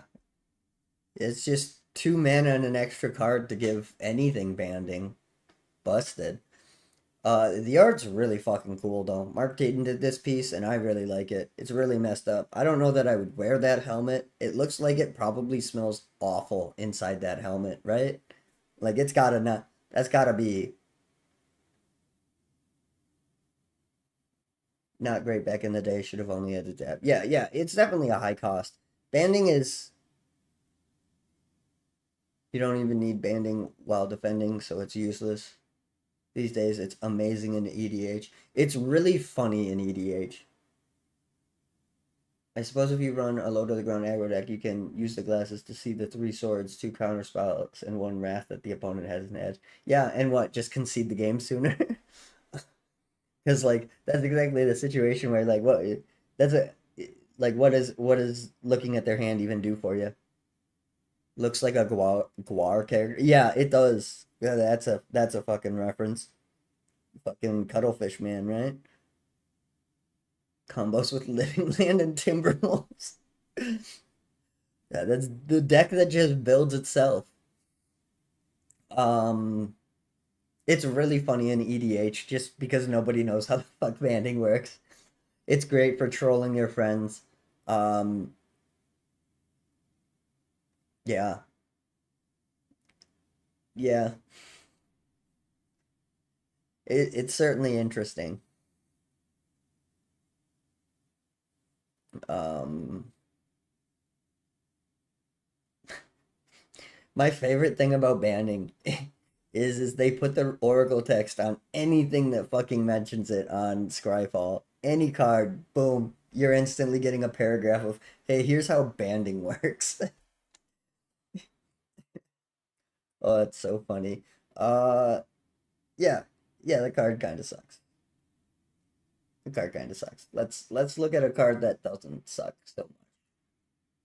Howling Mind is an interesting card. Howling Mind costs 2, and each player must draw 1 extra card during the draw phase of each of his or her turns.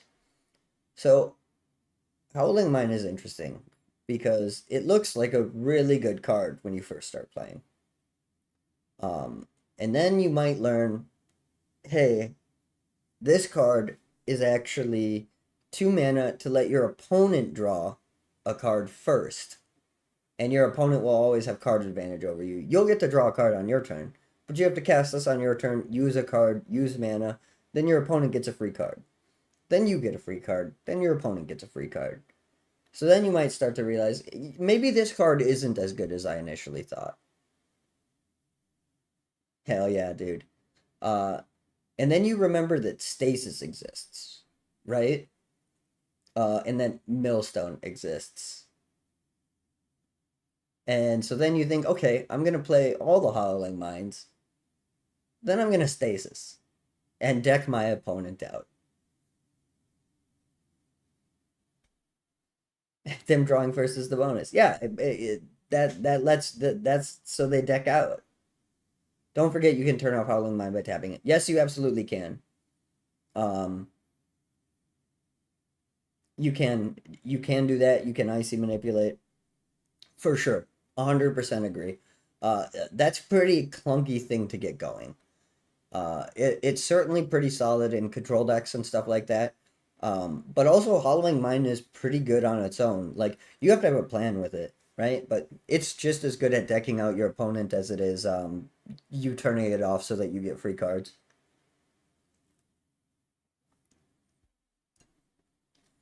Again, there's no way they made Icy Manipulator in this, and it's all a coinky dink. Yeah, I agree with you. Granted, remember, Icy Manipulator and or Howling Mind and Winter Orb and all the other ones that they often did. That was just a feature of artifacts back in the day.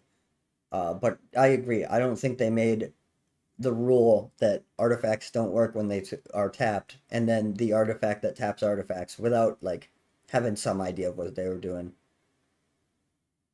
Even when the rule was removed from Magic, they still kept that feature on Howling Mind. Yeah, and they also kept it on Winter Orb as well, because those are the two classic ways to do it. We need Dex Love this 1/2 mana trick. Yeah, Howling Mind is really good. It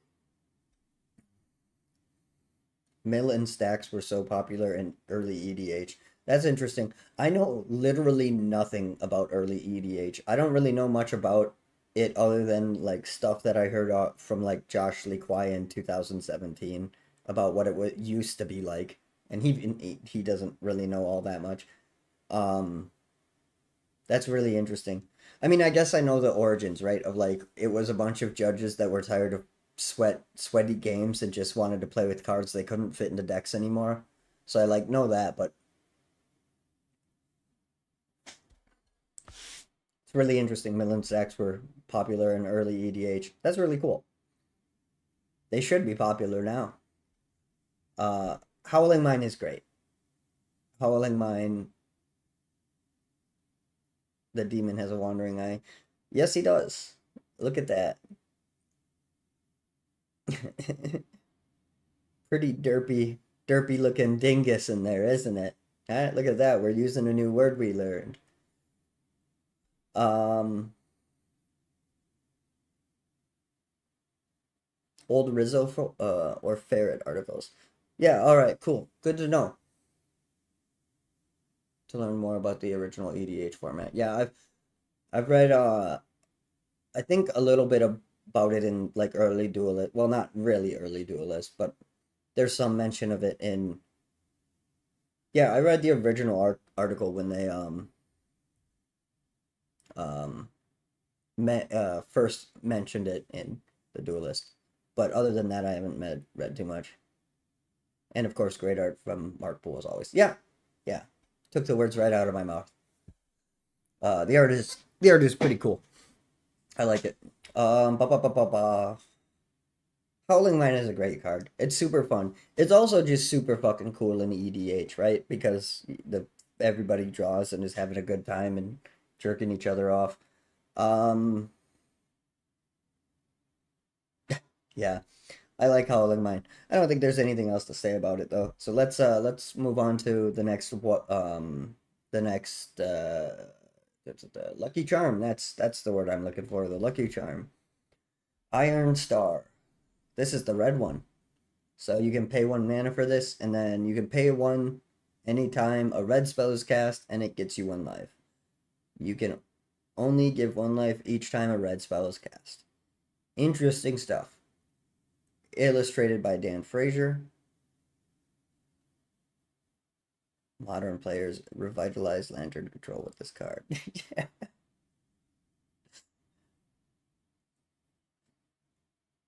That's funny. Um, Iron Star. Yeah, it's all right, right? We talked about the Lucky Charms. There really isn't too much else to say about them. Dan Frazier did the art. It's really cool, but these cards kind of suck.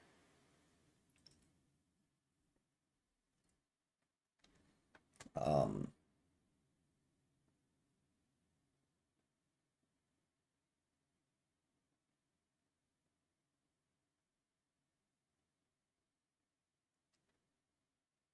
Iron Star was a surprisingly early sideboard card against Sly. See, that makes sense. Does look like it should do damage as opposed to gain life. Yeah, yeah, it does look kind of like just a star being flung through space, like a shuriken. Yeah. Um, the only universes beyond I would be agreeable to would be a Guar one. That'd be kind of interesting. Not sure what they're about to do with Iron Maiden. Yeah, Iron Maiden is interesting. I like Iron Maiden. I used to really, really like listening to their music. I don't really listen to too much anymore these days. But I really appreciate Iron Maiden. It it's weird to see them do a Universes Beyond of Iron Maiden because on one hand I don't disagree because the Iron Maiden like art styling, like you can already see that on some Magic cards. There are cards out there that I look at and I go, that looks like an Iron Maiden album. Um, and so I think their art style does actually like um it could be really cool. It could be really cool. But I don't pay attention to the secret layers and all that shit, so who's to say? Um da, da, da, da. As far as being an early sideboard card against slide, that does make a lot of sense, right? Because this is pretty decent against red.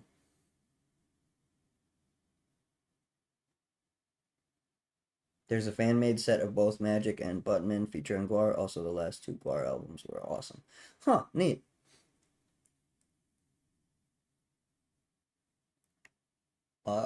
Still talking about the Lucky Charms. Next, we have Ivory Cup. Ivory Cup. This one costs one, and you can pay one, and any white spell cast gives you one life. Can only give one life each time a white spell is cast. This one is arguably probably the worst, because if you're in white, why don't you just gain the life with like Healing Salve or something instead of doing this dumb shit? Rakdos listens to Guar. Yeah, for sure they do. Um, Whenever a player casts a white spell, you may pay one if you do gain one life. I don't know, guys. I don't have anything to say about Ivory Cup. It's Anson Maddock did the art, and it's fine. It's far from his best work, but it's okay.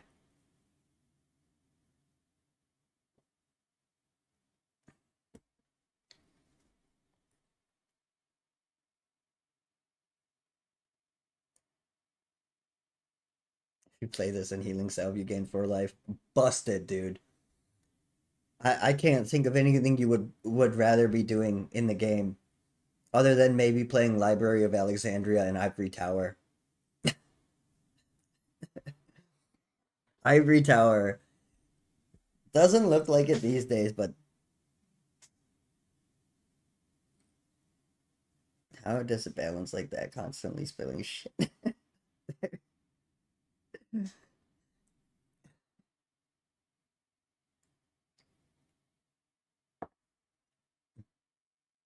Yeah, Ivory Tower is pretty fucking good. Um, Way good back in the day, especially like if you consider that it's all like fucking playing Moat and fucking Library of Alexandria. Ivory Tower is fucking brutal. During your upkeep phase, gain 1 life for each card in your hand above 4. Ivory Tower was so good. Yeah, it was so good. It was way too strong back in the day. This thing is pretty powerful. If you like set up your deck right, this thing is pretty rough. You can counter it with a Black Vice in a control deck, i.e. draw, go. It's amazing. Yep, absolutely correct. Nothing gets by you guys. This is this is fucking goated. Ivory Tower is the only good life gain card I can think of. It's definitely the best, at least in this time period. Uh Hot take though, I think Healing Salve is better than people give it credit for. Um but I do think Ivory Tower is better than Healing Salve. Um yeah. Yeah, it is kind of the only like actually really good life gain card early on. Oh hey, it's the anti-vice. Yeah, it is. It's the anti-vice. This thing counters Black Vice. Or Black Vice counters this, however you want to look at it.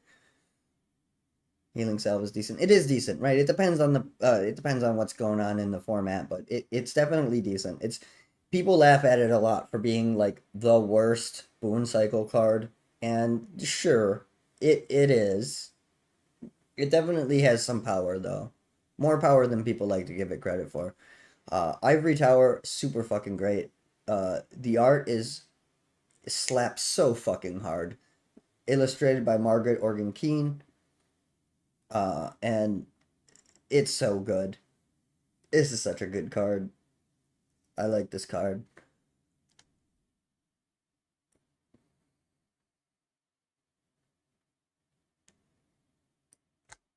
I don't like this card though.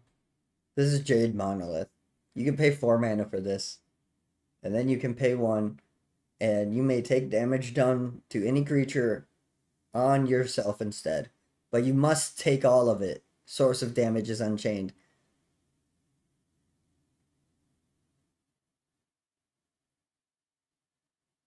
In comparison, it just isn't broken, but it was good at the time. Talking about healing.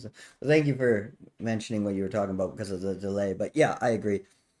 Um, I actually like when I go through like the old Usenet posts of people like posting on the internet in like 95, 96, and a little bit in 94 about the game.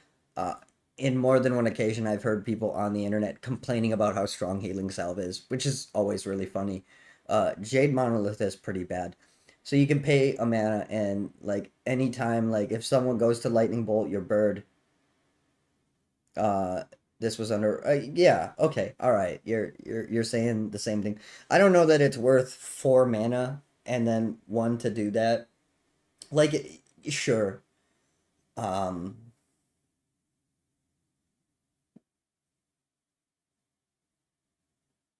yeah. Yeah, it's not the worst thing in the world, but it's 4 mana. It's I'd rather just have redundancy of pieces, right? If you can. Obviously, you can't always. Um, Underrated back in the day. All right. I don't rate it highly right now, but I could see it having value.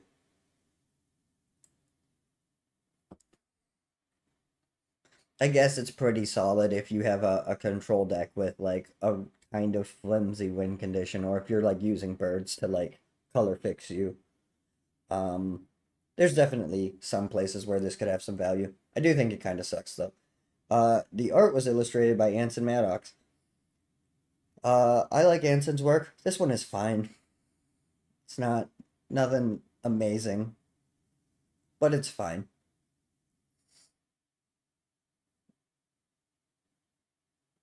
Yeah, I don't know that there's any particular reason to talk about Jade Monolith for too long. It's certainly not the worst thing, but it does feel like clutter to me personally.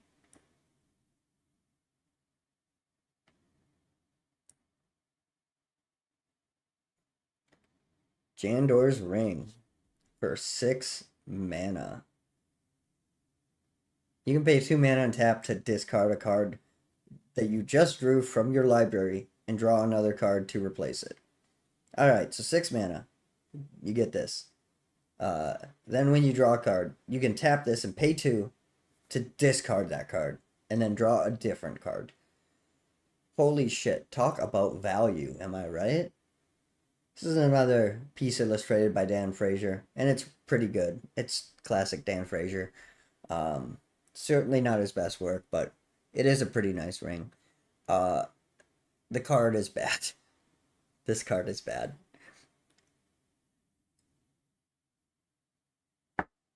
Just run the Tomb artifact that draws for 4. Jaloom Tome, yeah, we'll get that. We'll get there pretty. Or Jamende Tomb, not Jaloom Tome. Jamende Tomb. We'll get there pretty soon. Um, there's a lot of cards that you could run instead of this. There are even some cards that are like pretty much exactly this, except they're slightly cheaper. I've heard this is horrible to track in real life. Yeah, yeah, not surprised. It's kind of the same issue that Sylvan Library has, right? Because Sylvan Library allows you to draw 3 cards and then put up to 2 of those cards back or deal 4 damage per card you take. But the way it's worded, it specifically has to be one of those 3 cards. So it's kind of easy to cheat.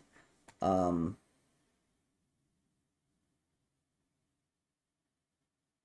Even Jamende Tomb isn't that good, but it's better. Yeah, I mean, Jamende is pretty okay for the time. It was played in the deck. Like a judge needs to stand beside you as you use it. Yeah. So like to for a judge not to have to be right near you when you use stuff like this or Sylvan Library, you have to draw the card, set it aside, keep it away from your other cards, and then use the effect or put the card in your thing. But if you just draw a card and put it right into your hand, like it's hard to you can cards like this make cheating a lot easier.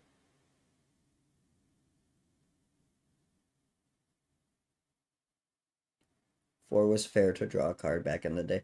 Four was a little pricey, but yeah, it was pretty fair. It was also like the best you were gonna do with no like downside. It certainly was. It was good in control. It was a good card in control. Um, let's talk about Jandor saddlebags. I kind of fucking hate this card.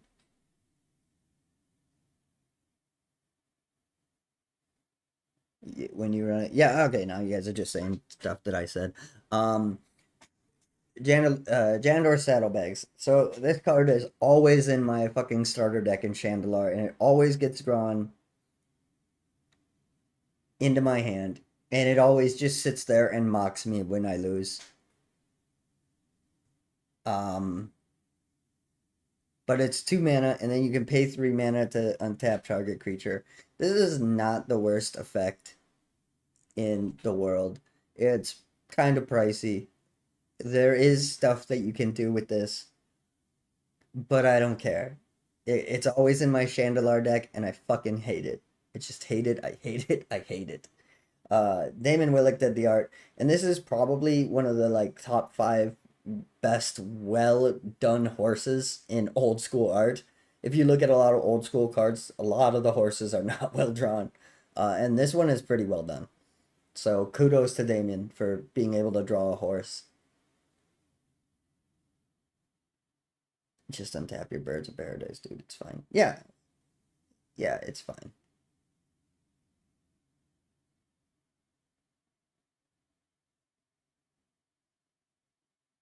Fun with product. Yeah, you like. There is even some legitimately powerful things you can do with this. I just don't like it because it keeps showing up when I can't use it.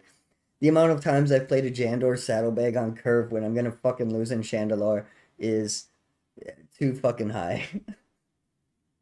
um,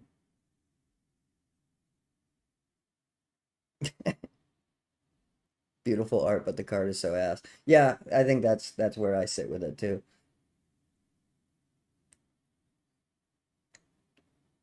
J.M. Day Tome. So here's a card we were just talking about. Artifact. Four tap, draw one extra card. Uh Probably not a hot take, but this is a good card. Um we've had some headbutting about it in the comments, but in old school this is pretty solid, right? Like it's played in the deck. I think as a single copy, but now this is a card. Yeah, it ain't no Black Lotus. It ain't no Time Walk, but Jamende Tomb is a playable card. The book. Oh, hate. Yeah. This card's pretty good. Oh, I hate this card's name, but I do love it. JM Day Tome. Yeah, I always struggle over this. I say like Jamende and stuff like that. The name I can never remember the name of this card. And in Antiquities, they also released a card called Jalum Tome, and I always get the two confused. Um, but naming convention aside, this card is really good. Not super good by today's standards, of course, but if you're playing control and you have time to dig around, this card is pretty fucking sweet. It was illustrated by Mark Teeden, and the art's really fucking good. I like the art for this card.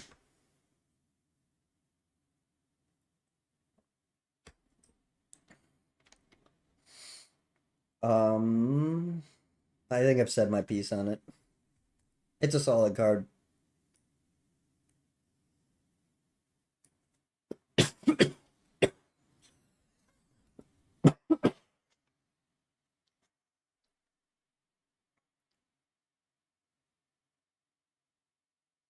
The cost is really heavy, right? But it's still pretty good. Um, Juggernaut. Juggernaut costs 4. It must attack each turn if able, and it can't be blocked by walls. But it is a 5/3.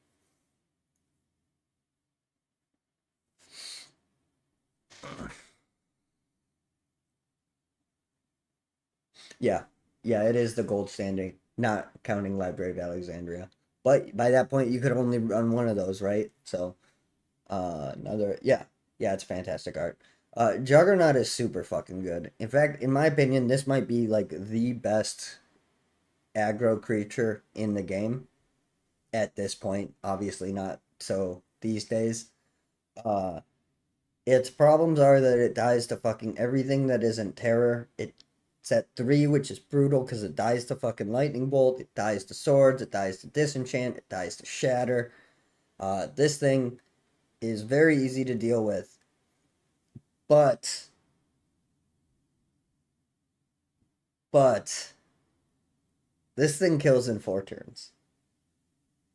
And it is not unreasonable, even in revised with Dark Rituals, to get this fucker out on turn 1.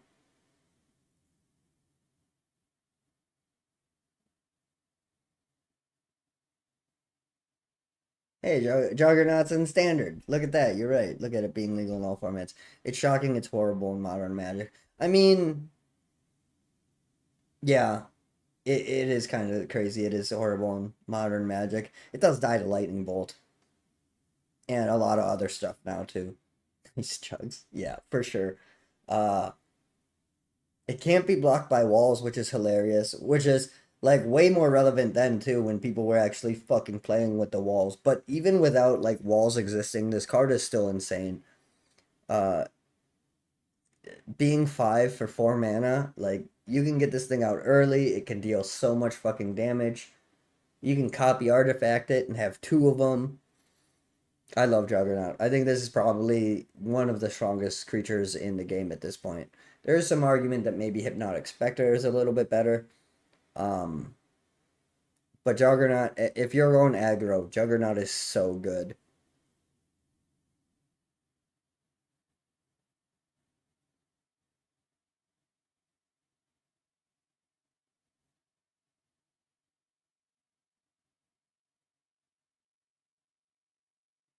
Discard costs like 2 mana in Modern Magic plus as Trample and Ward. Crazy. I started playing in Mirrodin when this card was reprinted. I was shocked to learn it had been around for so long at that point because it still felt strong at kitchen table in the time of Mirrodin. Yeah, yeah. It's shocking how strong it feels playing um um yeah, yeah, it's shocking how strong it feels. Even today in kitchen table, honestly, sometimes. It fits into a multicolor deck with mana issues. Yeah, it does. That's another huge strength of it is you can play it in a 4 or 5 color deck. Like this has been a rock star for me in Chandelar specifically. You just play this with lightning bolts and swords to plowshares and terror and anything you can get your hand on, and anything bigger than Juggernaut you just fucking deal with.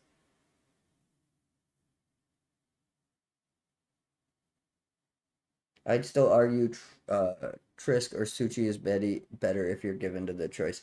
I think that depends. I think Suchi is better in Swedish because they don't have mana burn. I think Suchi is not anywhere near as good if there's mana burn, which is what it was balanced around. But I'd agree that it doesn't die to Lightning Bolt, and it's being a 4/4, it's still a really solid beater. Triskelion, I think Triskelion you play in different situations. Um, Triskelion is great because it acts as removal. Um, but it is 6 mana, whereas this is 4. I think you can play this easier in more aggressive decks. Um,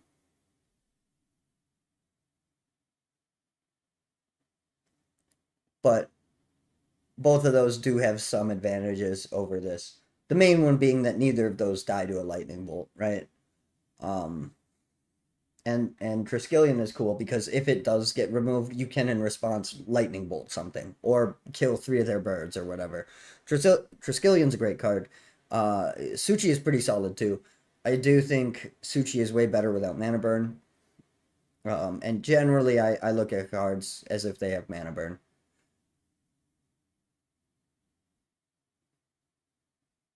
Computer always blind the attacks and do it in Chandelire. Yes, it does. Yes, it does. Which is really funny. Um, that's fair. Yeah, like I don't think you're necessarily wrong that both of those are better in other ways, right? Um, but in my personal experience, Juggernaut is just I'm always impressed by how quickly it gets I'm either super impressed with it or really sad that it got removed immediately. It's the Flash. Yeah, a little bit. Um, Dan Fraser illustrated this. Juggernaut is really cool. It's a great card.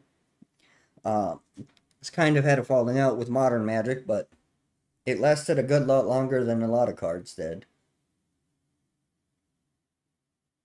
Living Wall. Yeah, I think we're yeah. Uh I think that's all about Juggernaut. Let's talk about Clarmus Bell.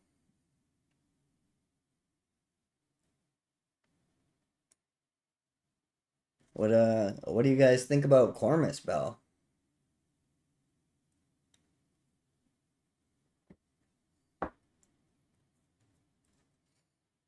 Cormus Bell costs 4 mana.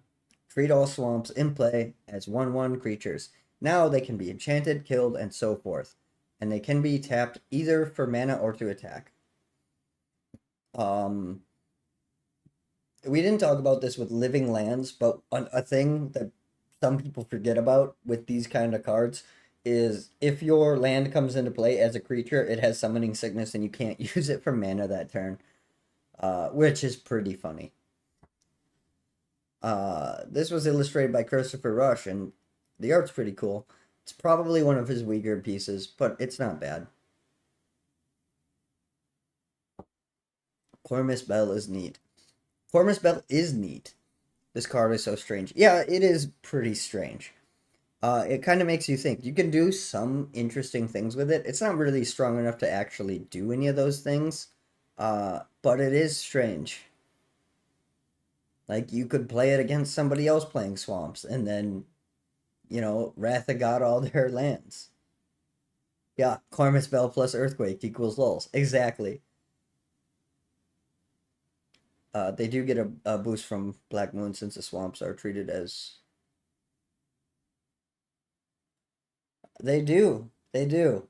That they do. That's pretty funny. Finally, my Lord of the my pit can. Finally, my Lord of the Pit can thrive. Yeah, thank God. Finally, Bad Moon. Yeah, yeah, yeah. They are black creatures, so Bad Moon does make them tutus, which is interesting. A fun sideboard card for a red deck running Earthquake. Yeah, it definitely would be fucking funny. Of course, the red deck's gonna struggle to get up to the 6, maybe 7 mana that they would need to do that, but but it would be fucking funny. Um, yeah, it's an interesting card. It's definitely an interesting card. I don't know if there's anything else to say about it though. The art is just okay. Uh, the card is interesting because there's a bunch of different things you can use. Like you can use this offensively if you're running swamps and kill things, right? And you can use it to blow up their swamps. It's not really efficient enough to like actually do any of that, but it is certainly an interesting card to think about. Let's talk about Library Len. Library Len is interesting. So for 1 mana, you must skip the discard phase of your turn. If a card forces you to discard, you may choose to discard to the top of your library rather than to your graveyard. If discard is random, you may look at the card before deciding where to discard it.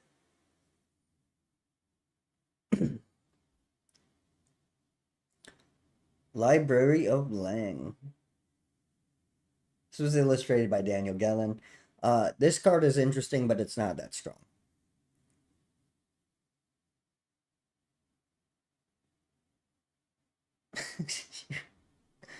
You turn their lands into creatures and use mana short to mana burn them and then clear. Mana Short doesn't mana burn them though. I think check the card, but I'm pretty sure it says they specifically don't take the damage from it. Pretty neat utility, but it really isn't anything special. I remember the bell being more expensive than $3. Interesting. I don't know that I remember bell ever being expensive, but it's possible. Somebody really didn't like playing against Hippie, huh? Yeah, that's probably the case.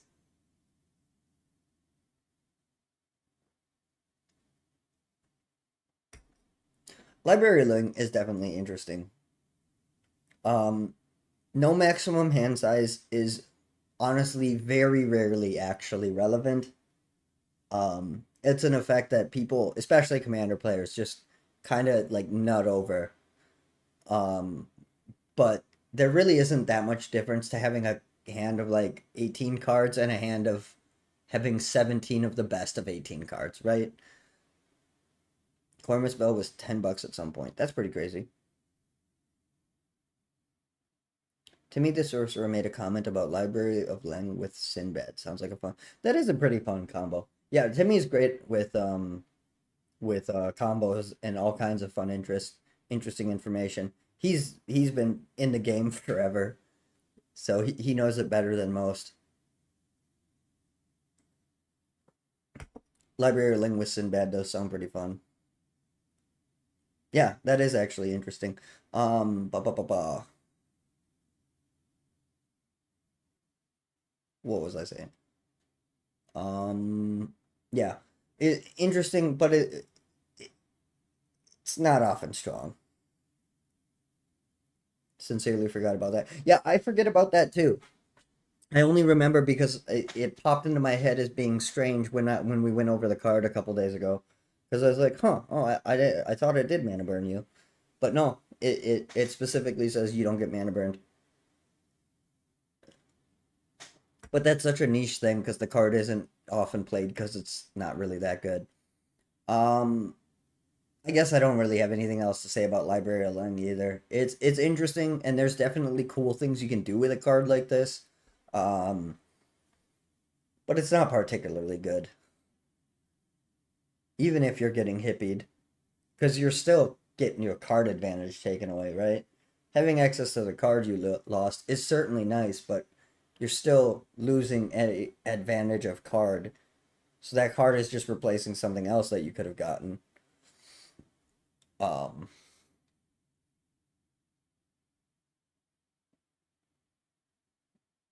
but yeah, it is interesting though. Let's talk about Living Wall then. We're excited to talk about Living Wall, I bet.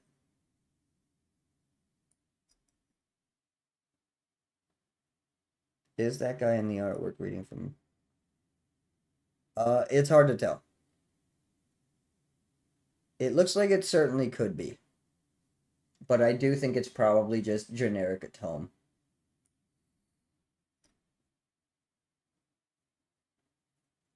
Sick with land cycling. Yeah, it would be pretty alright with land cycling. Library Ling and Ivory Tower. Yeah, it again doesn't really do anything for the card advantage, but like if you are discarding shit and because you need to, but you do want like access to that shit, definitely has a place. Living Wall is a 0/6 that costs 4 mana. It counts as a wall. That's important to note. And you can pay 1 to regenerate it. Uh, yeah, this is the flesh column. Glad we're excited about.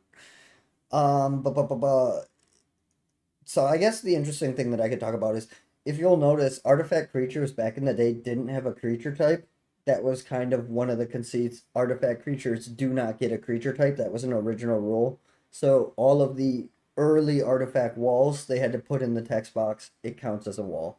Specifically because artifact creatures didn't get creature types.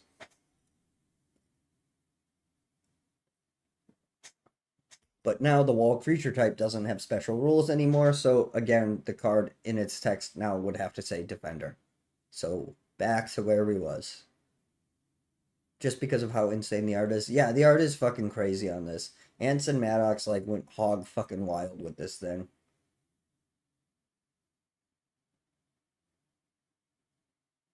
This thing was awesome back in the day. I bought it for one uh, because of how hard it was to kill. Yeah, this thing is hard to kill.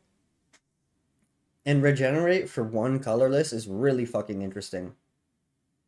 Will of the Wisp is better. That depends. Will of the Wisp has flying and comes down on turn one. Those are those are advantages.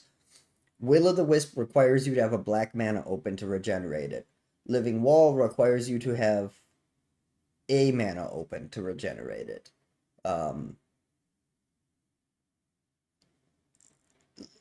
Will of Wisp is probably better in a lot of situations, but Living Wall is pretty good.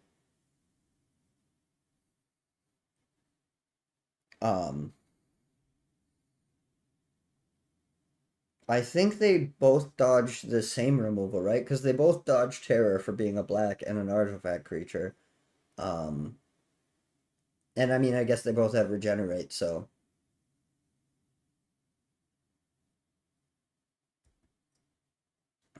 Somebody doesn't like the art. Interesting. It's definitely messed up. I could see you not liking it. Um, it is a decent wall. Regenerating for one is pretty interesting. Living Wall soaks trample. Yep, that's an advantage Living Wall has over over Will o' the Wisp. Yeah, yeah, they're both better in different situations. But this is pretty good. The art is really fucking crazy. Let's talk about Mana Vault. What do you guys think about Mana Vault? Costs one. That's pretty cheap. You can tap it to add 3 colorless mana to your mana pool. Mana Vault doesn't untap normally during untap phase. To untap it, you must pay 4 mana during your upkeep. If Mana Vault remains tapped during upkeep, it does 1 damage to you. Drawing mana from this artifact is played as an interrupt. Oh my god, it deals damage? This card sucks, right guys? Why would you ever do this? It deals a damage to you? Every upkeep? If you don't pay 4, that's more mana than what you... Crazy. This card sucks.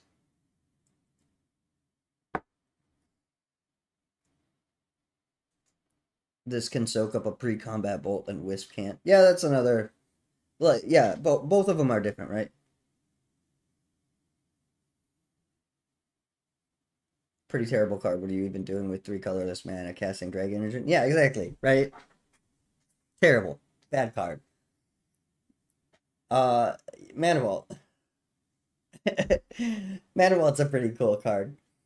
I like Mana Vault. I don't know what the fuck to say about it though. Yeah, let's talk about the art. This is like the icon, one of the iconic Mark Teton pieces, right? Just a fucking banger on the artwork. It's so fucking cool. Um, it's a good card. I don't know what to say about Mana Vault. Really good with a Tog and Mind Twist, I'll tell you that. Um, yeah, I got nothing. Uh, cool card. Cool card. Oh my god, it's a game changer on Commander. Holy wowzers. Um, I guess it was cool that the price of this like almost doubled overnight when Mana Crypt got banned. That was pretty funny. It looks like it's kind of stabilized a little bit, but kind of not really. Still pretty crazy pricey. I have a question. What the hell is Mana Vault supposed to be?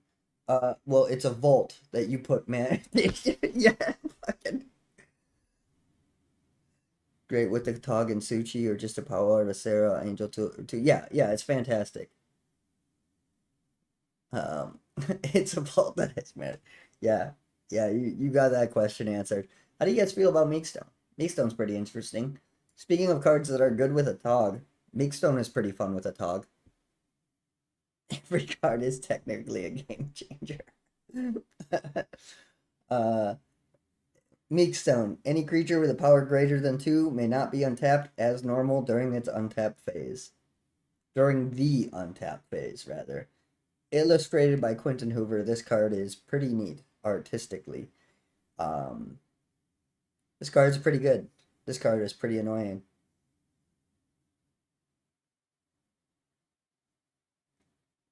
Um,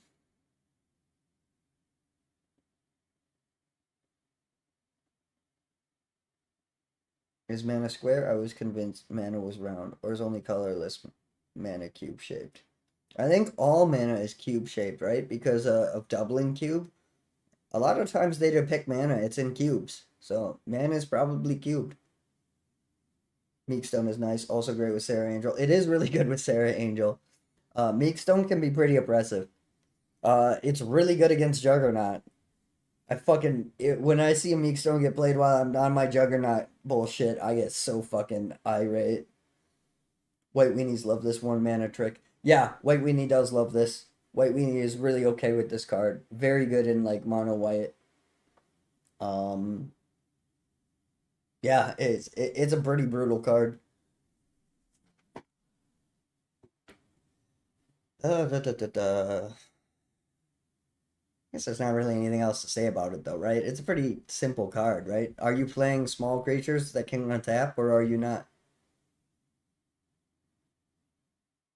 I'm pretty sure in the oldest Magic ads, they depict mana as colored balls. Yeah, right. Like I think the back of the card is supposed to um this card gets me cranky and Chandelar. Yeah, me too. It always shows up at the worst possible fucking times. I I don't know if that like I think mana is I don't know if mana has a physical actual look, but also it's fantasy, so it can be whatever you want, right? It's just made up fiction. Um but yeah, it's probably circular, right? Because the orbs on the back of the card, the one for every color, right? Those are kind of representations of mana, right? I think mana is just energy and can probably take whatever shape it wants to. Just disenchant it. Yeah, that's a good point. Is there anything else to say on Makestone? Illustrated by Quentin Hoover. The art's pretty good. The card's pretty brutal. You can shatter it. You can disenchant it. You can sacrifice it to your ATOG. Uh, and and away we go. Let's talk about Millstone. How do you guys feel about getting milled out with a Millstone? Why is a Mashing Mana to look like cow paddocks? Whatever gets you going, dog. Uh, it ain't no meat card. No, it is not. Millstone, 2 mana. You can pay 2 and tap. Take the top 2 cards from target player's library and put them into target player's graveyard.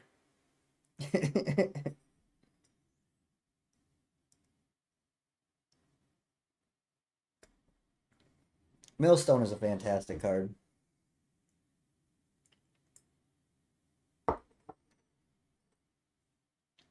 Strong enough to be a win condition, kind of in old Magic. Yeah, the art is great. Kaja is probably one of my favorite artists. I really like Kaja Folio's work. Um, Even just the fact that like there's a galaxy behind the millstone is just so funny. Um, yep, an absolute classic.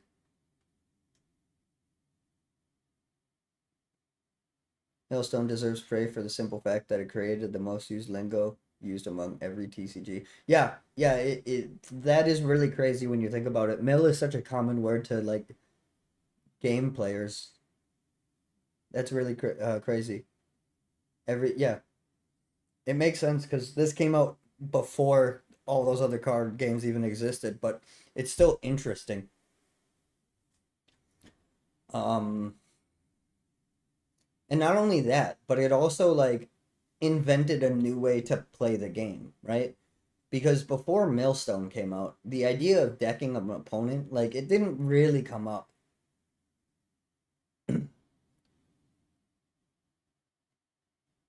implies separate targets. Maybe a little bit, but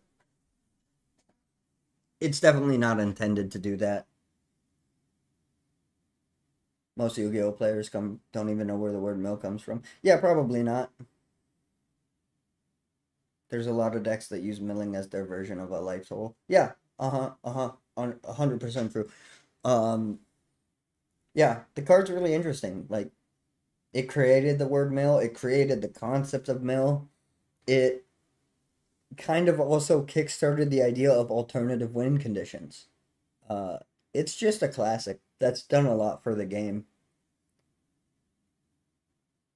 Wildly beloved card. Super cool. Um, a rare and revised.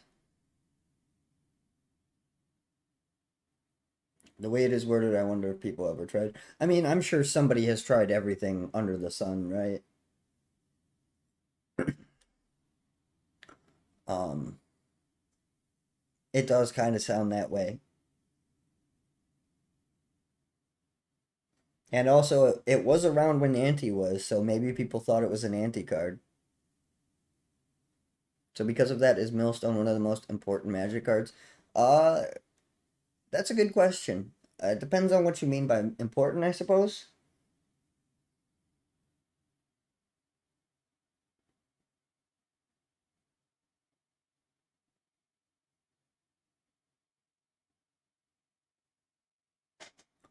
Um, yeah, one of the most important Magic cards. That's a good question. I'd say it's definitely up there. Um, in the conversation with other really iconic stuff. Um, but I do think that's a matter of opinion, no matter how you slice it. Uh, one of the strategy guides mentioned a Time Twister Swords to Plowshare combo deck that exiled a few cards, then Time Twistered, and did that dozens of times until decking the people. But Millstone made decking viable. Um, don't forget to bring your Feldon's Cane. Time Twister Swords to Plowshare. Yeah, that's pretty interesting. Millstone definitely made decking more viable. It was definitely possible to do it before, but it wasn't really considered a win condition, right? Until a card like this was like put into people's faces, and they're like, "Oh, I could do this." Um, and then they're like, "Why would I do this?" And then it's like, "Oh, well, if they run out of cards."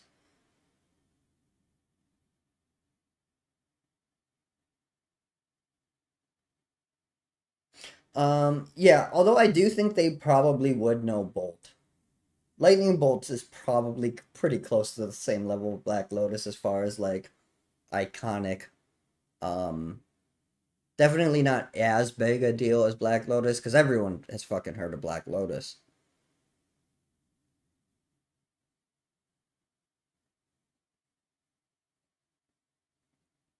But I do agree with your sentiment overall, Firewall. Millstone is iconic in so many ways. Mill is such a new player magnet as an archetype, and I think it did a lot to open up an aspect of the game that appealed to a demographic. Yeah, for sure, agreed. Um, yeah, Millstone's pretty fantastic for a lot of reasons. Also, milling is kind of soft removal. Yeah, it kind of is. Um, there are also other ways to use this card. I don't think this card ever got used for like reanimator or graveyard shenanigans because there really isn't the support around the same time. But something like this could enable your nether shadows. I do think that's probably not the strongest use of the card by a long shot, but it is something you can do. But Millstone's fantastic. This is such a cool card. You know what's not fantastic though? Mishra's War Machine. Anyone ever win a game with this?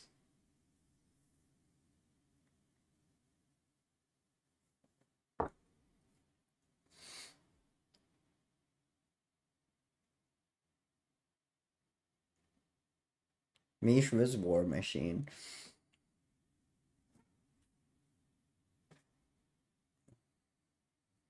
I played multiple TCGs competitively, and I could tell you that I haven't met a non-MTG player that knows what Bolt is, but they do know what Black Lotus and of course Mo. All right, maybe I'm wrong.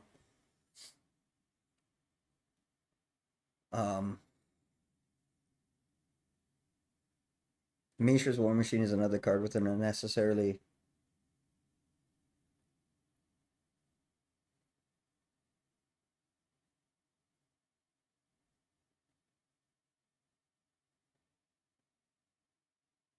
like Mishra's War Machine. Yeah, yeah. So pretty much common consensus that this card sucks. 7 mana.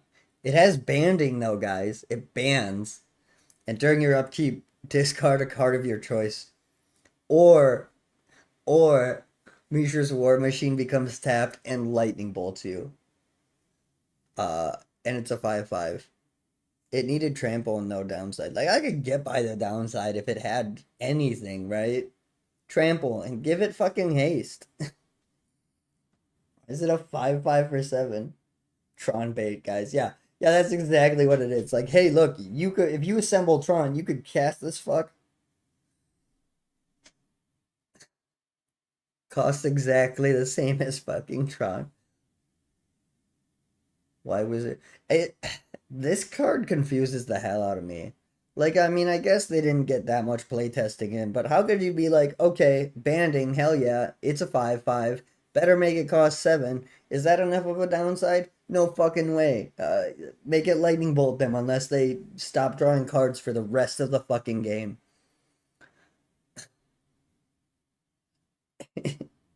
It's so bad.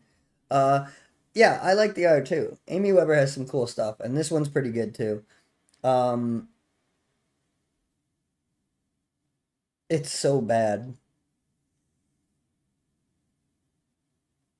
Give it trample, haste, first strike, and banding. Yeah, that might be enough to make the downside okay. Um, you could also give it a less Library of Land combo. I mean, you still have to discard the card. Just because you get the card back, you're still down a card draw every turn. And make it a 7/7 too. Yeah.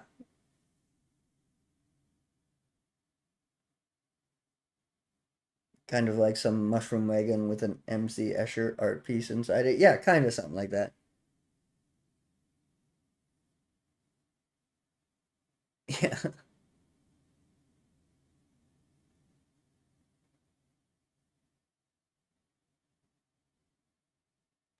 Considering how much they nerf creatures early on because that's what you're gonna use to win, so it's not surprising that this card is the way this is. Yeah, but like they also printed Juggernaut, right? Like I mean it's easy to laugh at these people fucking 30 years later with card game experience and they were doing their best. This is such a wild fucking miss though. Um Mishra's Party Yacht. Oh, all right. I don't. This card's kind of depressing. Let's move on. It's pretty bad. The art's pretty cool though.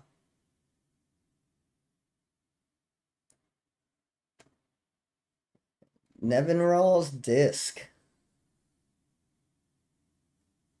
Yeah, but this card is well, it has 2 more toughness than the Jug. Nevinyrral's Disc. 4 mana. This artifact enters tapped. Pay 1. Tap this. Destroy all artifacts, creatures, or destroy all creatures, enchantments, and artifacts in play, including Disc itself. Disc begins tapped, but can be tapped as usual. Untapped as usual. It's interesting. The tap symbol exists, but this printing of Nevinyrral's Disc doesn't require it to be tapped. Which is, I think, just a misprint because it is a mono artifact, right? So it does require tapping if you look at a version before the tap symbol.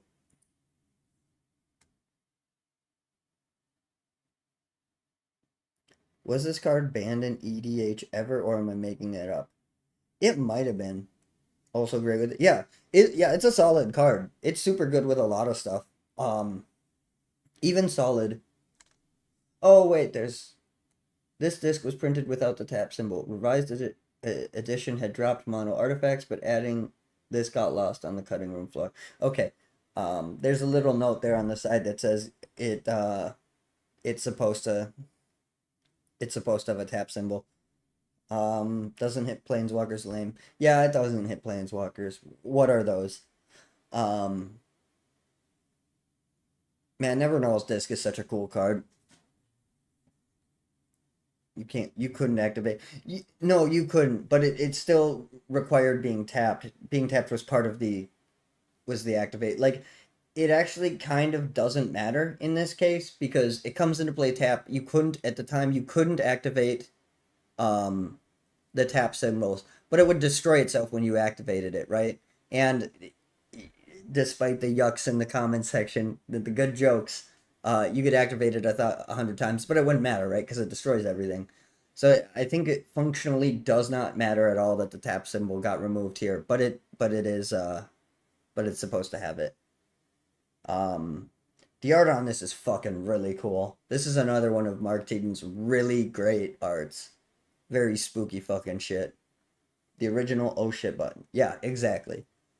Um,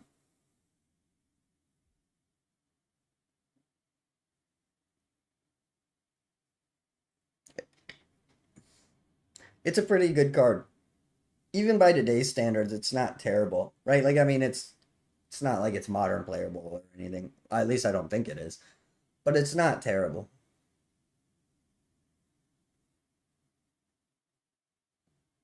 Well, functionally, it doesn't allow you to pop it the turn you play it.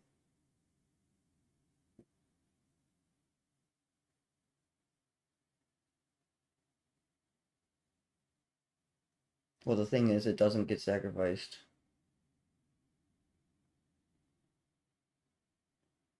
As a cost, it just gets destroyed at the end of because of its own abilities. Yeah, but I fail to see the distinction, right? I mean, obviously there is a difference, and there are situations where that would matter, but it really kind of doesn't, right?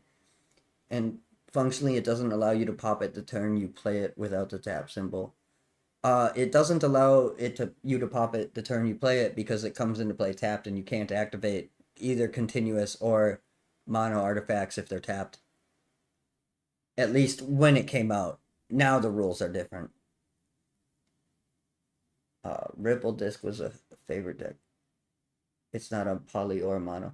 That's because those don't exist anymore. Now that the tap, look, okay, look here. Here's the unlimited version of the card. All right, mono artifact. So before they came up with the tap symbol, there was three different kinds of artifacts. There was mono artifacts, continuous artifacts, and mono, continuous, and poly artifacts. So this was a mono artifact. If it says mono artifact, that means it requires a tap because they didn't have the tap symbol. They got rid of this after Unlimited, and I think Antiquities was the last set to use this. So and then if we go ahead and look at 4th edition, says comes into play tapped, pay 1, tap, destroy all creatures, enchantments, and artifacts, including this itself.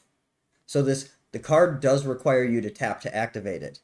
In Revised, for whatever reason, they forgot to add in the tap symbol to it, but it kind of doesn't actually come up in gameplay because of the other rules around it. When it comes into play tapped, it can't be activated.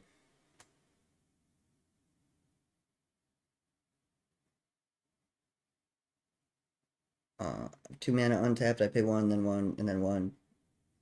Blow disc 3 times your living wall is dead. I mean, I guess in that situation, sure, maybe.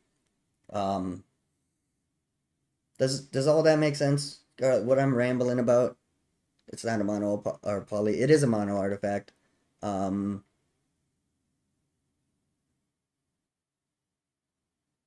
all right. Are we all on the same page? Gonna drink my coffee while I wait for you guys to get updated.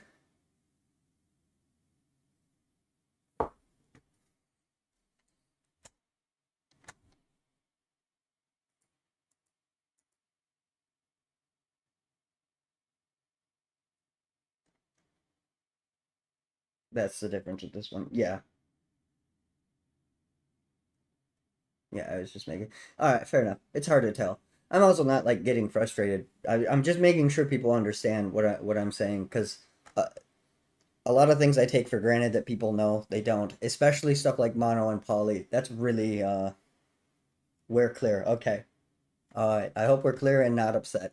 Um, Neverhall's disc is really fucking cool. I like the card. The art's great. It was such a banger back in the day. Clear as the board after the disc.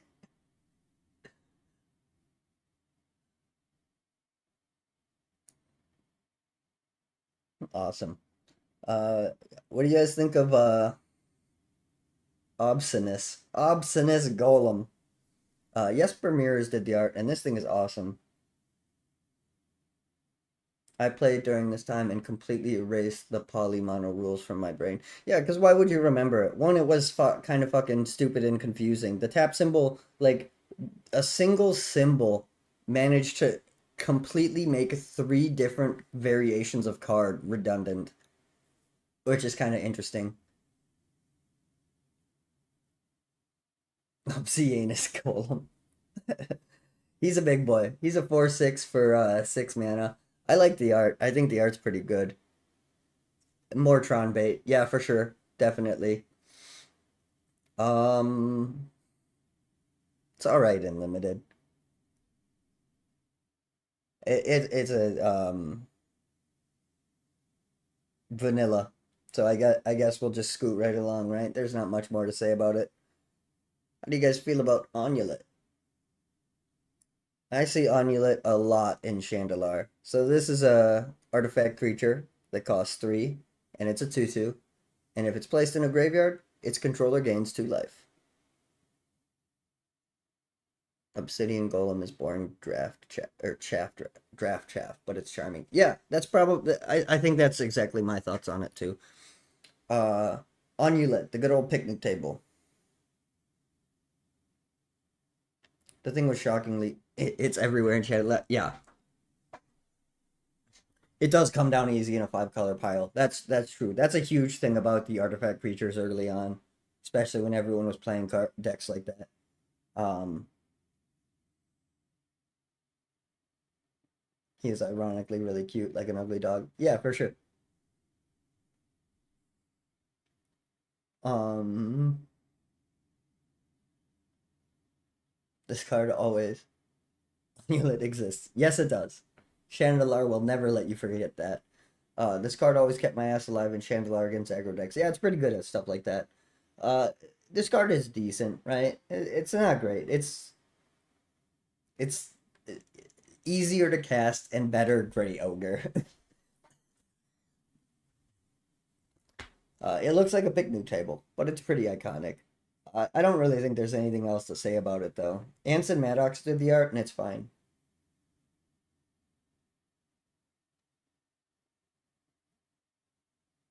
The 5 color pile. Yeah, I knew you were talking about. Um, it's not the worst rate for colorless creature. No, the lore on him is wild. Yeah, the lore on him is wild. From the book about the Brothers War. It's a playable 3-drop in Chandelure, so I kind of like it. Not only that, but it has no color restrictions, so it's a really easy to cast 3-drop that's playable in Chandelure. It's pretty good in that situation. What do you guys think about Ornithopter though? You guys like Ornithopter? I like Ornithopter.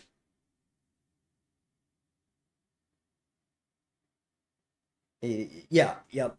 2/2 for 3 in artifact. It is a good rate. The healing is just a cherry on top on what would already be playable. And not even like the worst rate in the game at the time.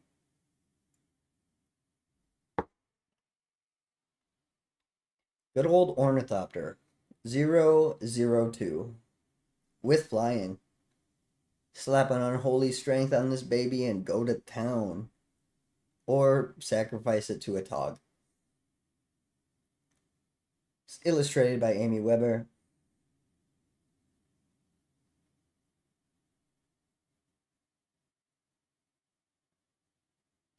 Oh yeah, the Soulnet bit. Ruining the anagram and making it similar. Yep, that's true. Did Ornithopter see any play back then? I believe so. A lot of people love this card. With unstable mutation, yep. Orney's a cheeky boy. I'm upset Memnite power crept this card. Yeah, yeah, for sure. I agree with all those takes. Ornithopter's always been a powerful card, or popular card. Ornithopter was another skill tester, like Urza's glasses. You eventually realized it was bad. Yeah, it is pretty bad in the card pool. But it is interesting. And I think it teaches a valuable lesson of like, okay, so what the fuck do I do with a 0-2? Okay, well, I like pump it up or something, right? Um, but you can also use it with enduring renewal for combo shenanigans.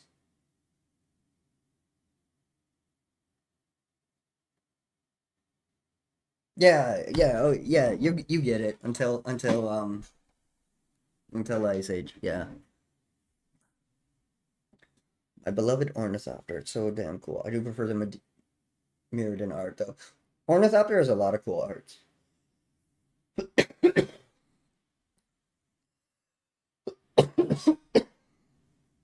Ornithopter and cranial plating. Classic. What? Astris Altar. Yeah.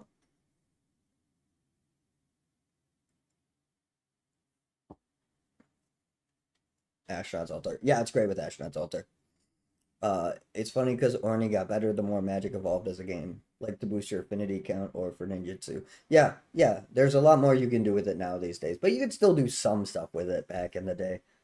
Um, it's definitely a card that's aged like a fine wine. Amy Weber did the art, and I really like the original art for this. Um, but some of the new art is really cool too. I do think that the classic is my favorite though. But oh,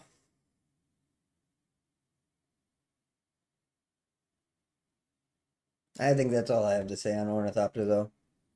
Let's talk about Primal Clay. Primal Clay is a star, costs 4 mana, and when you cast Primal Clay, you must choose whether to make it a 1/6 wall, that's a good choice, a 3/3 creature, or a 2/2 flying creature. Primal Clay then remains in this form until altered by another card or removed from play.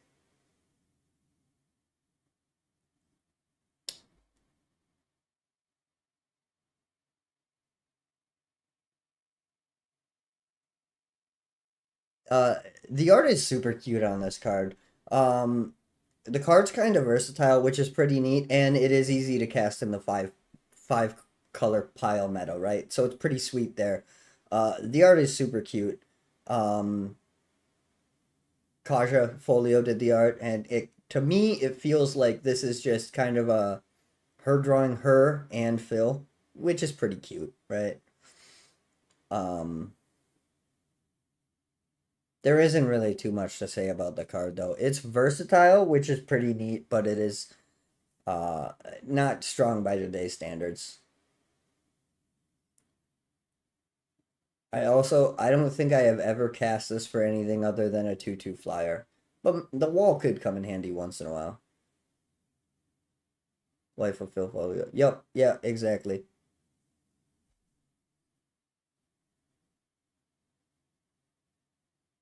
It's a solid include first time. Oh, for sure.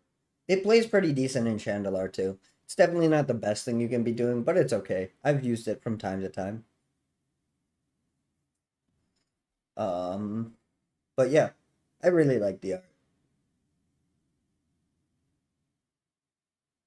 Yeah, it's definitely no juggernaut.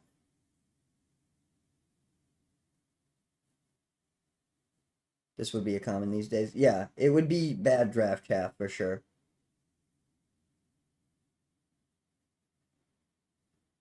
The versatility comes in handier than you might assume. Yeah, for sure, depends. It would be better in draft, and that's kind of why it's okay in Chandelar too. Um, I still don't like. It's still not good. Um, but it's certainly not bad. The fact that you can cast it with any color of mana is super beneficial. The fact that it can be a 1/6 wall is pretty good. The fact that it can be a 2/2 flyer is really good. And the fact that it can be a 3/3 for 4 mana is okay. That's a pretty bad rate, but you're paying for the versatility. Um, it's fine. It's not really a card worthy of a lot of discussion though, so we'll just kind of move on. I do like the card though. My favorite part of the card is definitely the art though.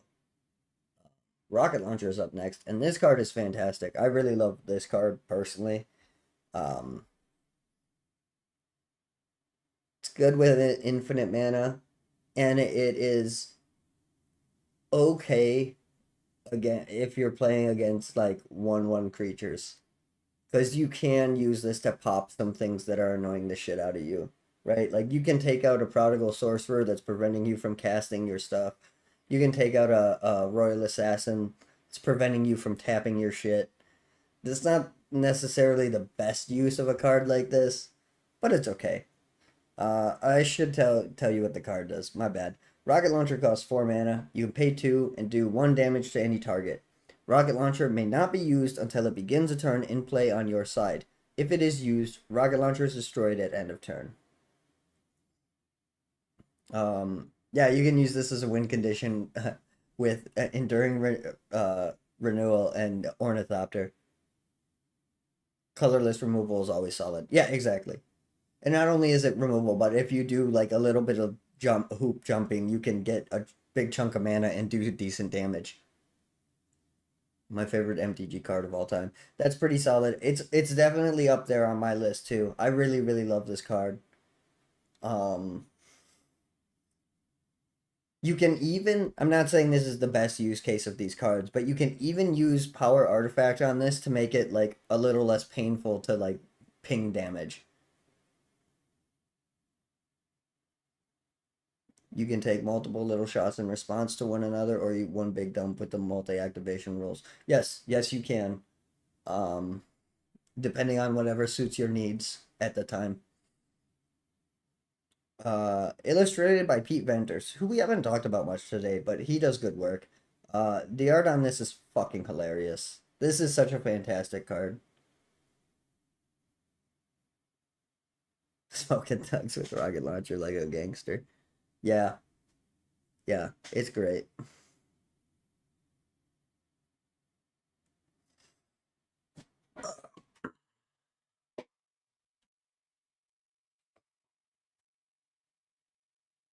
Um, I don't really have anything else to say. Let's scroll on to Rod of Ruin. You guys go ahead and tell me your thoughts on this. I'll be right back. Also, I'm gonna click the add button again. I hope that doesn't bother anyone. If it does, let me know.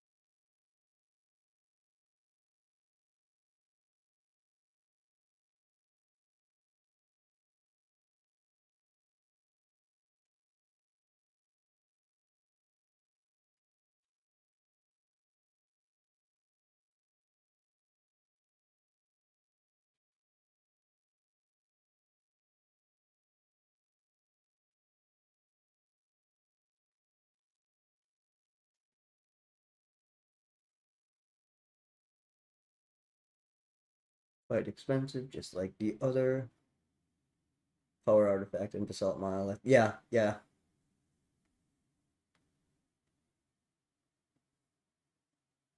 He tried to mind twist me, so I pulled out the blicky.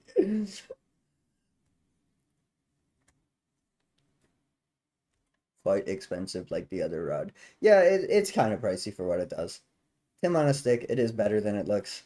At least damage can win the game, for sure. Deals with Savannah Lions, Birds of Paradise, and Llanowar Elves. Yeah, absolutely. It's also colorless damage, which is kind of nice. 7 mana, 4 to cast, 3 to activate. That's a terrible rate. It is a terrible rate. But also, like, Mishra's Workshop exists, right? It would be better to play Aladdin's Ring. It likely would be better to play Aladdin's Ring, but I think this does something a little differently. Um, well, that does 4 damage, right? So you would use this in different situations. But I think like if you needed something like this, it's okay. It's definitely I don't know, I would never throw this in a constructed deck for one. It's definitely not great. But it's not the worst thing in the world. It does deal with a lot of things that can't deal with it in response, which is kind of nice. Killed so many Order Knights with this. Yeah, I'm not surprised. This would be really good against the Orders Elite, or Order Elite, or Knights of Leaper, whatever the fuck those are called. Pump Knights go pop. Yeah, yeah, I could see this killing Pump Knights. This card would have been playable at 3 to cast, 2 to activate. It would have been better. I think it depends on what you mean by playable. Like, and playable where? Because, like, at that point, I don't think it would have been playable at the highest level either. Um, I don't know if at the level of play that this is okay at, I don't know if that would have made the hugest difference. It would have definitely been better, obviously. The art was done by Christopher Rush, and the art's pretty fucking cool. Um, it definitely is not a great card, but it's definitely okay in the right situations. Um, in the context of like 5 color piles of crap, this is actually pretty fast, though, I would say. Um, yeah, still not a good card though. Uh, I don't know if there's anything else to say about it. It's not great.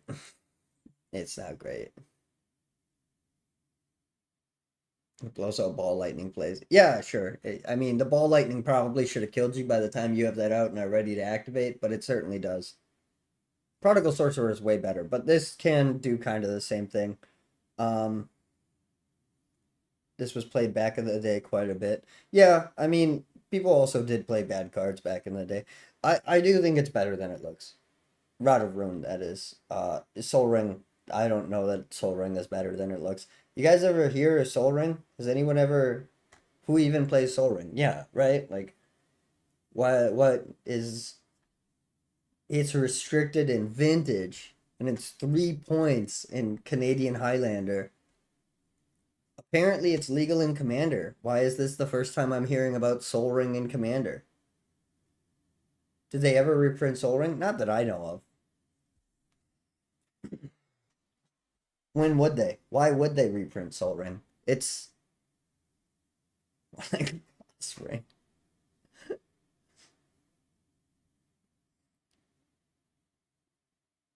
Yeah, legacy legacy players do not play Soul Ring. Yeah, Soul Ring is pretty fucking good. Um, and you can get one for fucking $2 because Commander players, which is pretty cool. It's the one thing Commander has really given the Magic population is cheap Soul Rings. Um, fucking classic art, illustrated by Mark Teeden. That thing is just a ring on the fucking sun, and it is so fucking cool. Really good art. Someone told me about this card and said it was Soul Ring and only one was allowed in the deck. That's so fucking funny. Worse, Mana Vault and Mana Crypt. Depending on the situation. I would say between this and Mana Crypt, in Commander they're about the same. Mana Crypt is definitely better not in Commander because yeah, it comes down for 0 and faster is better. Um, It's I would say it's on par with Mana Vault.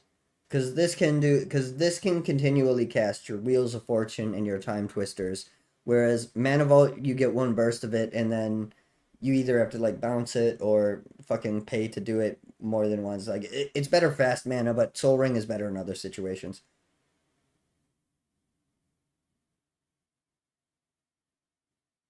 Now, please, EDH players, make gifts and give in $1 a game. Y'all still. Oh, of course, gifts and given went fucking up when they fucking unbanned it. Rod of Ruin does deal damage. But if you have a Soul Ring, you can get your Rod of Ruin out a turn faster. So maybe they're just equally good, right? Just a happy pair. It's like getting clocked with a.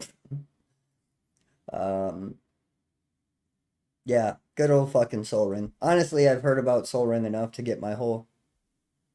I was joking about the Mana Vault, Mana Crypt thing. I mean, I think there's an argument that they're all equally good, kind of, right? It just depends on the situation. They're all very fucking cracked cards, though. Um, let's move on because I've heard enough people talk about Soul Ring to get me through my entire fucking life. Let's talk about Onulet or Soulnet. Same thing. Soulnet. It's 1 mana artifact. You can pay one. You gain 1 life every time a creature is placed in the graveyard. Can only give 1 life each time a creature is placed in the graveyard. I think Soul Ring was in the first batch of restricted cards in Type 1, so Soul Ring works. Yeah, it was on the first ban list. The first ban list was like obviously like the Power 9 cards. Soul Ring made it on there. Um, Dingisig made it on there. Orcish Oriflame made it on there. Uh, and then a few months later, they put Wheel of Fortune, Regrowth, Demonic Tutor. Uh, yeah, yeah, that's true. By the way, they had Dingisig and Orcish Oriflame on the ban list before Demonic Tutor or Wheel of Fortune. So think about that for a minute if you want to play Healing Self. Yeah, yeah. Soulnet's a pretty bad card. It's interesting, I guess. You could sack it to your Tog, right? Like if you want to play a fucking 1 mana artifact for whatever reason. Because of Chandelar, I know that Soulnet exists. Yeah. And you probably also know that it's kind of fucking worthless because of a Chandelar. I don't know that I've ever seen Soulnet even be annoying in Chandelar. Like Living Artifact has maybe once been annoying in Chandelar. I don't think Soulnet has ever been annoying. Um, it's illustrated by Damian Willick, and the art's pretty cool on it. It's not a good card though.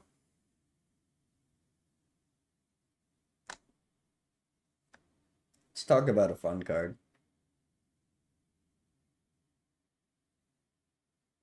When they unbanned Braids in EDH, the Odyssey printing of the card shot to like $15, and as a Posa player in pre-modern, that hurts me personally. Yeah, yeah, that's fucking rough. Commander affects card prices probably more than any other format now, which is kind of crazy if you think about it. Getting Orcish Oriflame tattooed on my room is a great place for that card. Let's look at fucking Sunglasses of Urza, which feels like an unset card. Like the whole concept of this is just the funniest fucking thing. And this was in alpha. They're like, yeah. And you might think maybe it does kind of the same thing that the Glasses of Urza do, but no. You can pay 3 mana for these, and then white mana in your mana pool can be used as either white or red mana. Silliest card in the universe. 100%. 100% this is the silliest fucking thing. It's stupid. It's stupid might be too harsh. This card brings me joy. It was illustrated by Dan Frazier, and I think he did a good job on it. And I think like the concept of it is that the glasses are made out of like Mox Ruby. I will say that Pauper made Sophistic Glee go from pennies to $8 because it was part of the best deck at the time. Yeah, for sure. Like obviously all the formats uh affect prices, and Pauper has done some crazy things to some prices, right? Like Pauper was one of the reasons Oubliette was so fucking expensive until they reprinted it because it was really good there. I wonder how many people expected similar cards for other coloring pens. That's kind of the funniest thing about Sunglasses of Urza, right? Is that it does this for like white and red, and that's the only like they've never done anything like this again. Red white animate wall deck. Yeah, it's a great use for this. Uh, Same for Merchant Scroll because High Tide is a thing in Pauper. Yeah,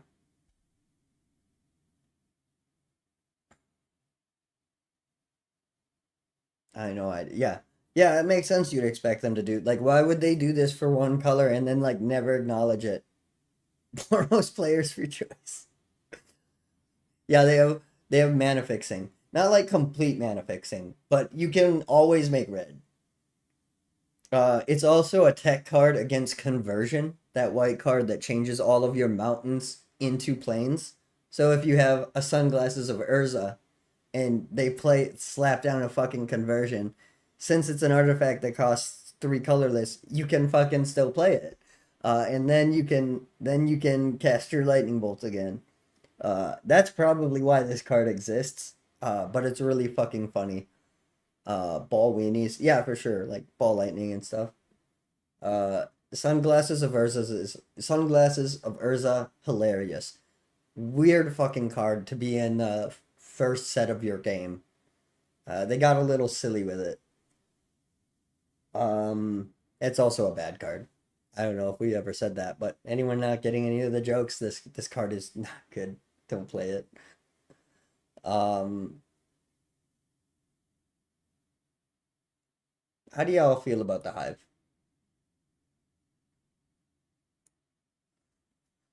How do y'all feel about the Hive? The Hive costs 5 mana, and you can pay 5 mana and tap to create one giant wasp, a 1/1 flying creature. You can represent wasps with tokens, making sure to indicate when each wasp is tapped. Wasps can't attack during the turn created. Treat wasps like artifact creatures in every way, except they are removed from the except that they are removed from the game entirely if they ever leave play. If the hive is destroyed, the wasps must still be killed individually. Well, that answers every question I could possibly have about the hive. This card has already had some buzz earlier in the stream. Yes, it did. Yes, it did. The hive.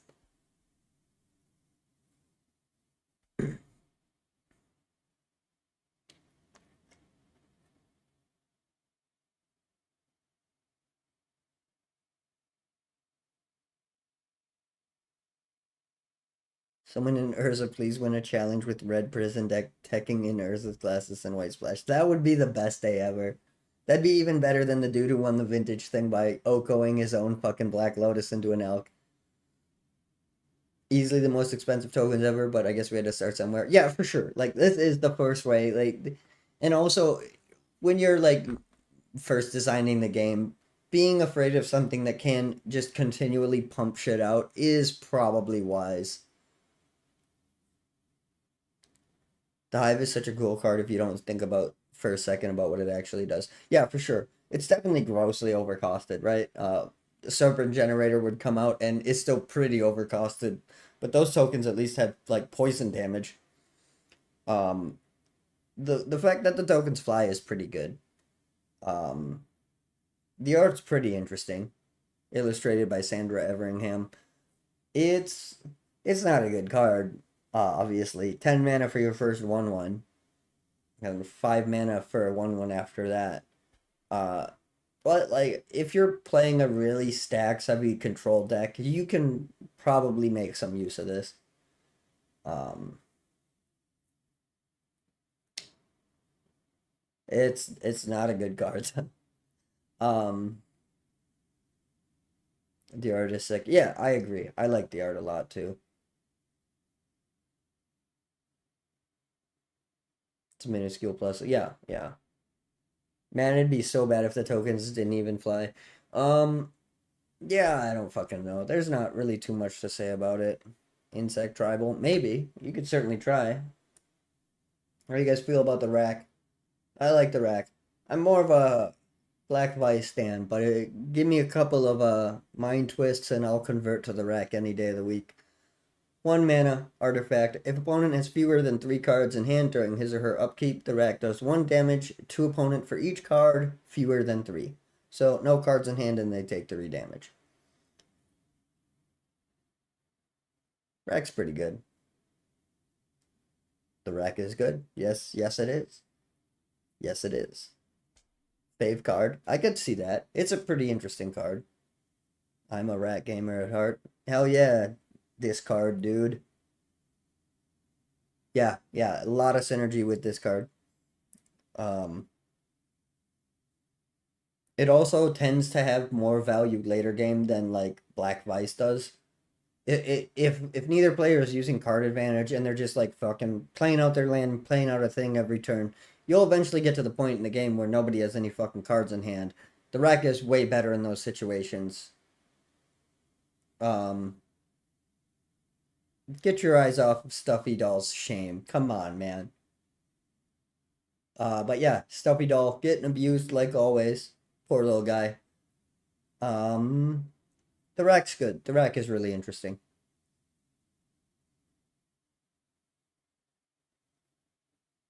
And yeah, and Stuffy. Um,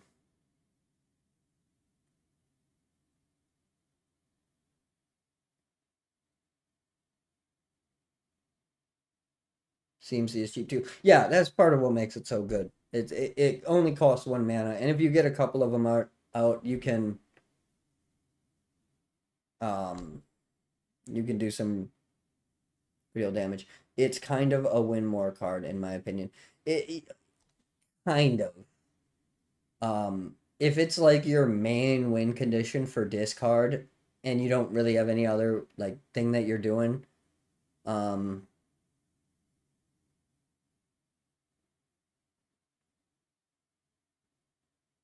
then it has some value. But it certainly can be a win more card in some situations. I think generally keeping the opponent's hand empty is so much easier than keeping the opponent at 7 cards and hoping that they don't draw out of it.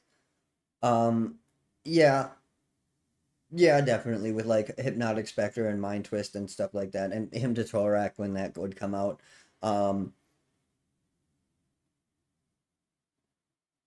but it can be a win condition for sure. Um,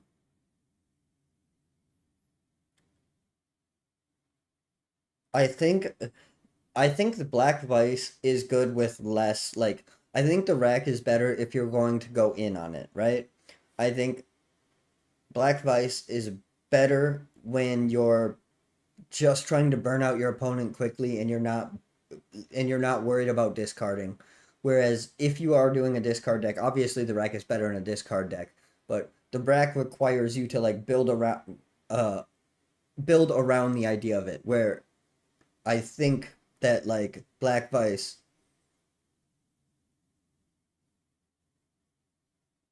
legit, yeah, um, stasis. Yeah, Black Vice is a win con with stasis. Um, Black Vice is just like generically better. I think. Whereas the rack is really good if you're going to like if you're going to slam them with Him to Torax and slam them with Mind Twists and stuff like that. Then the rack is a really solid card. But I think Black Vice is a solid card even if it doesn't have anything to do with your strategy. Um, whereas the rack kind of needs to be a part of your strategy to be good, at least in my opinion. But they're both really good cards in their own way.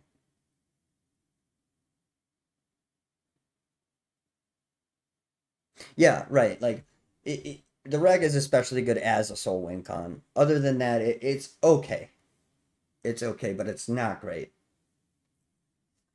Whereas Black Vice is what you can do with Black Vice is you can do Howling Mind, Black Vice, and Stasis, and that's really fucking brutal for them to try to get through.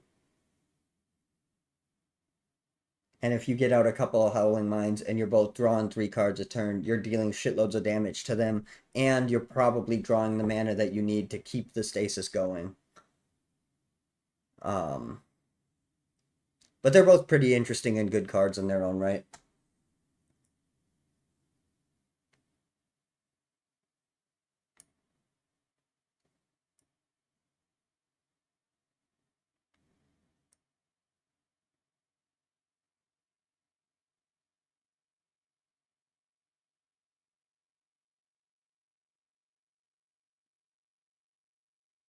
That's neat about the Time Spiral deck. Yeah, but I don't see too many pre-modern players in the wild on channels that don't focus on the format. I mean, I am kind of pre-modern adjacent. I don't focus on it or even really talk about it, but people that are into my stuff are probably going to be into pre-modern. And also, your format is growing like wildfire.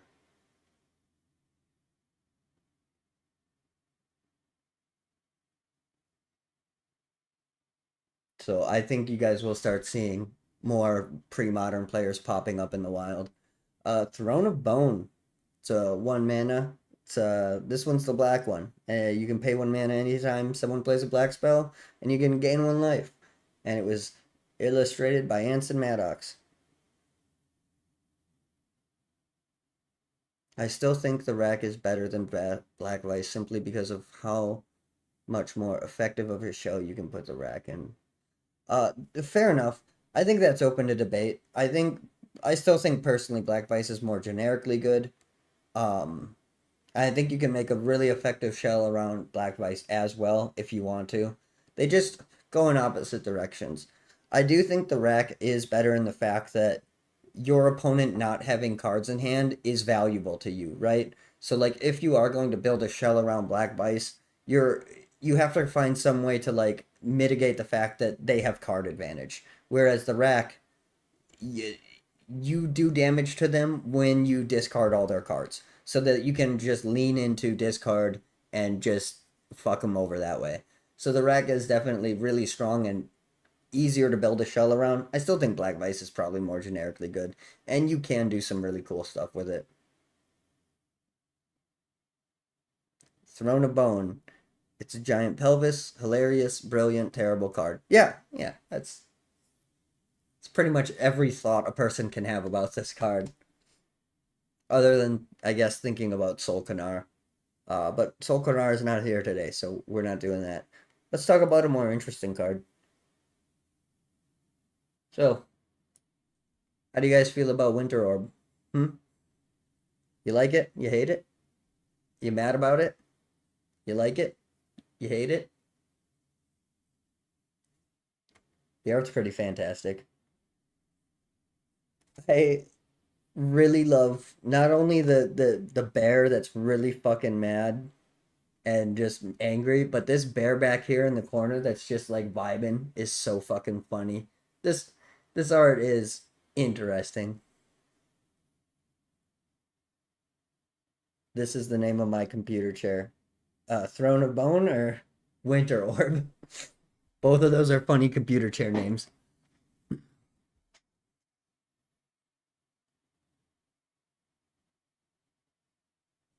You text love this 2 mana trick. I love any card that makes people sweat.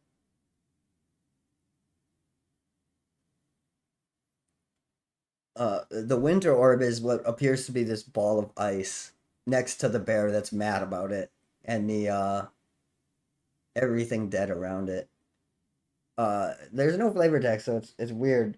What the fuck happened to those guys? Yeah, right. Indeed. What the fuck happened to all that? Well, this orb did it. Um, yeah, 2 mana. A player may not untap more than 1 land during each untap phase of each of his or her turns.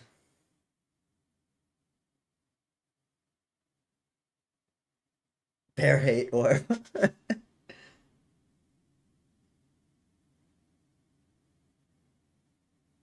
I've played against it at least twice. No one had any fun during these games. This was back in an EDH game in 2013. Uh, I see manipulator your orb out of here. Yeah, yeah, those two cards are pretty good together. Summer orb win.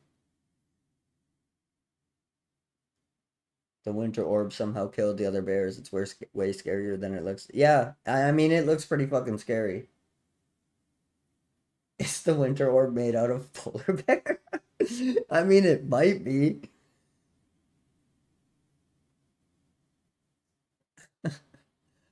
What if it's made out of polar bear? Uh Yeah, this card is pretty contentious. A lot of people don't like it, and there's plenty of reason to see why. It definitely slows the fuck out of the game, and it can be really fucking annoying. This is a card that's like designed to activate like negative reinforcement response, right? Uh, I like it. It's pretty good. It's pretty funny.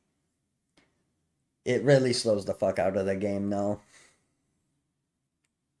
Mark Teaton did the art, and I really like the art on this. I don't think this is like objectively like his work that's really good. I think it's kind of sloppy, honestly, but it is so fucking funny that I don't even care.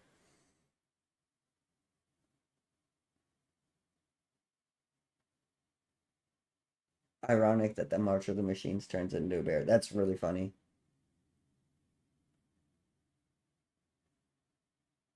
Winter Orb and Tangle Wire in big green creature piles. You're a fucking monster. I love it. I cast Crumble. Well, sir, that's rude. Can't you let people have their things? Wow. Crumble.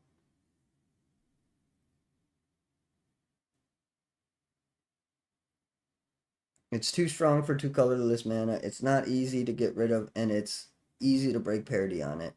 Uh, I mean that depends on the situation. I can definitely see not liking it. And like if you're talking about like Commander, yeah, it's pretty brutal in Commander.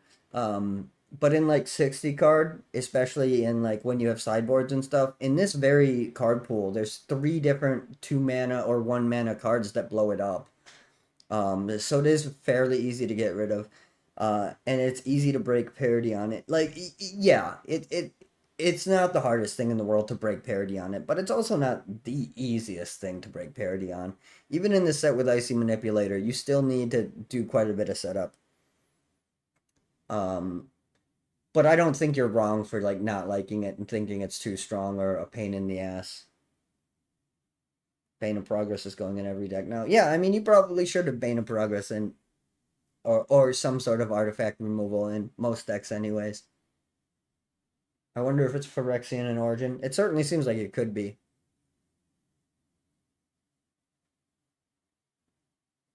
What was the thought process for the creation of Winter Orb? It has to be because some playtester had trouble against big ramp decks or control decks.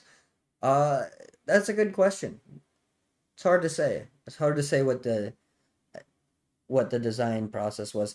I mean, at this point, they were kind of just trying to come up with as many interesting different card effects as they could, right? I don't know if all of them necessarily got play tested super hard, just because of the nature of how they play tested cards. So it's possible this was something that just slipped through the cracks and they actually did think it was pretty miserable, or maybe they thought this was the fucking coolest shit in the world. It's hard to say. Um, but yeah, this with Icy Manipulator is pretty fucking funny. If you're on the side of it that's doing it. It's less funny if it's being done to you. But remember, like if a game turns into a lock, you can always just concede. Obviously, that's less practical in Commander, where you then have to sit there and wait for 3 or 4 other people to finish a game. Um, but you probably shouldn't be playing Winter Orb in Commander. Yeah, I mean, if that's what you want to do, that's what you want to do. If your play group is doing it, just run removal, I guess. Um, I like it in 60 card though.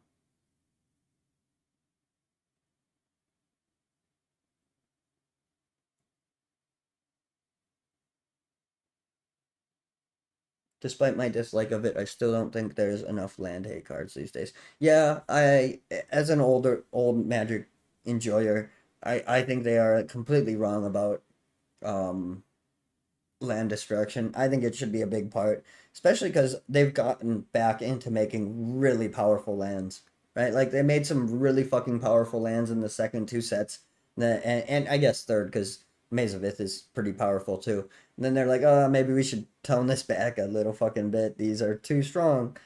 And that was when they had shit like or like Sinkhole and fucking Stone Rain and Ice Storm and Armageddon. And then they're like, oh, okay, I guess land destruction isn't fun. We won't do that anymore. And then they started printing really busted land cards. Um, and especially with Commander being such a focus format, it's all just ramp because nothing punishes it.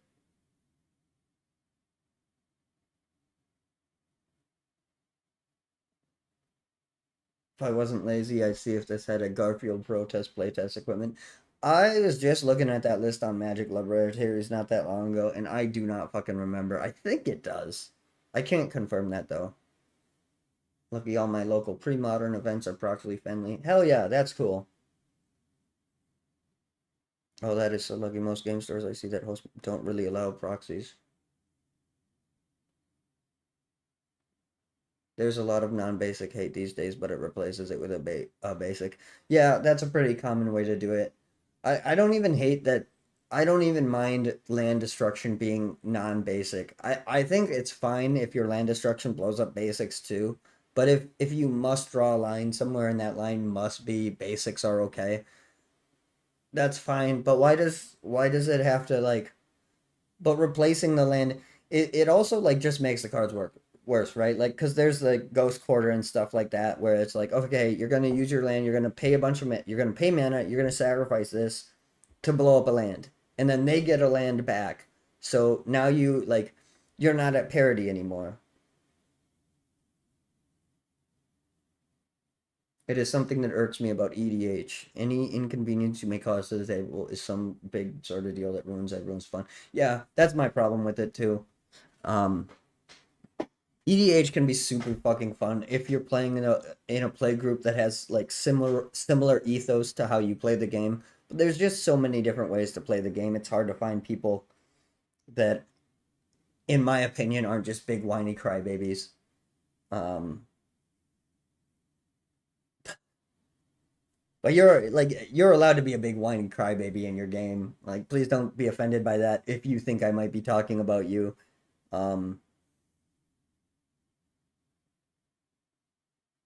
Ghost Quarter was always betting heading your own flagstones are torquier than any opponent's lands. Yeah, for sure. Like I can concede Wasteland. Like if you think like Strip Mine is just too fucking brutal and you want to instead be Wasteland, okay, that's fine. I don't see an issue with that. Because honestly, if you were strip mining a basic, in most situations you are probably misplaying. Not in all of them, right? Like if you're fucking color screwing them, more power to you. But in most situations, if you're hitting a basic with strip mine, other than the tempo play, you're kind of just misplaying. Um, but land destruction has become such a big no no, and stacks effects too. I appreciate those things in Magic. Uh, Wasteland is honestly a very balanced card overall. Yeah, I agree. I mean, I think Strip Mine is a balanced card overall too. Um, I do think the problem with Strip Mine is if Strip Mine's legal in a format, you pretty much always want to play four Strip Mine in every deck. But I don't. But it takes a card and takes an opponent's card, so like it maintains parity, same as Wasteland does, and I think it's balanced. But I can also see not wanting that to be in every deck. So I can see when people say there shouldn't be Strip Mine or Wasteland in this format. I can understand that. But I do think they're balanced, and I do like it when they're in the game.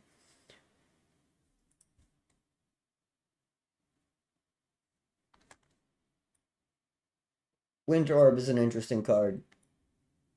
How do you guys feel about Wooden Sphere?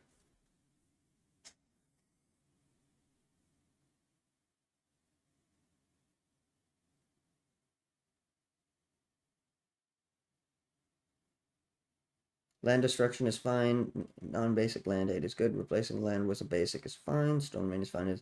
World with Crucible of Worlds. Strip mine shouldn't exist. Yeah, Crucible of Worlds strip mine luck is pretty rough.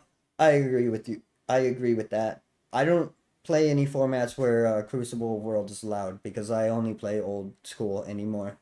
Um, but yeah, I agree. But in my I mean, that's kind of the fault of both cards, for sure. Um, but I mean, Wasteland probably shouldn't exist in a world with Crucible of Worlds either, right? Um,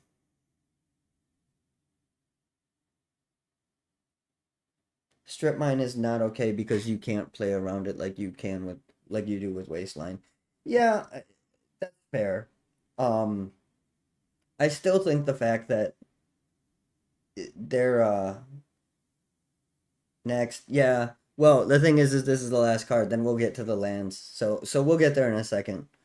Just go ahead and look at the pretty art by Mark Teaton for a minute. Strip mine is not okay because you can't play around it like you can with Wasteland. Yeah, I'll concede to that. That's kind of true. But I do still think that, like, strip mine exists in a world where there's, like, the Library of Alexandria and stuff like that. And if there are not powerful lands in the format, then strip mine probably shouldn't be in the format either because it is a powerful land. Um,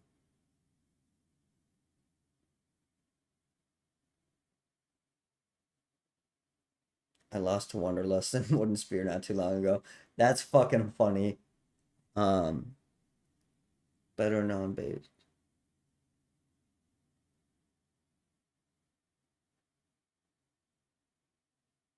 You can't play around like you can do with Wasteland. Better.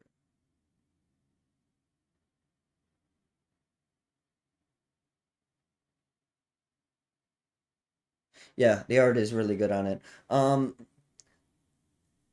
Yeah. I don't know. I like strip mine. I can agree with people that say that it's a little too much though. I think it's perfectly great in formats, and I do think that like hitting basics with it is generally not a smart play in the formats where those other cards are. If you're in a format with like where the lands are like basics and then kind of not okay, just because modern, well, okay, well, I'm not talking about modern. I don't think strip mine should be in modern. Um, I don't think modern has lands that are good enough for strip mine, right? What the fuck does they don't have Gaia's Cradle, they don't have Tolarian Academy, they don't have I think Wasteland would be okay in modern. I don't think modern has strong enough lands for strip mine to be okay in modern. So that's where my line is. But I like formats with really, really strong lands, personally. Um, and I like strip mine for that reason. I think Wasteland would be okay in modern, but I do not play modern enough to like really have an opinion on that. So if someone who plays modern is like, no, this would be a terrible idea, I'd have to take your word for it. I just don't know. Um, but yeah, no, I don't think modern could handle strip mine. Modern still plays a decent amount of basics um and doesn't have anything stronger than like the fetch lands and some five color lands, right? What really powerful land does modern have? There's not really anything, is there? Other than the fetch lands, which are really, really strong, but Wasteland would hit those anyway, so and they would just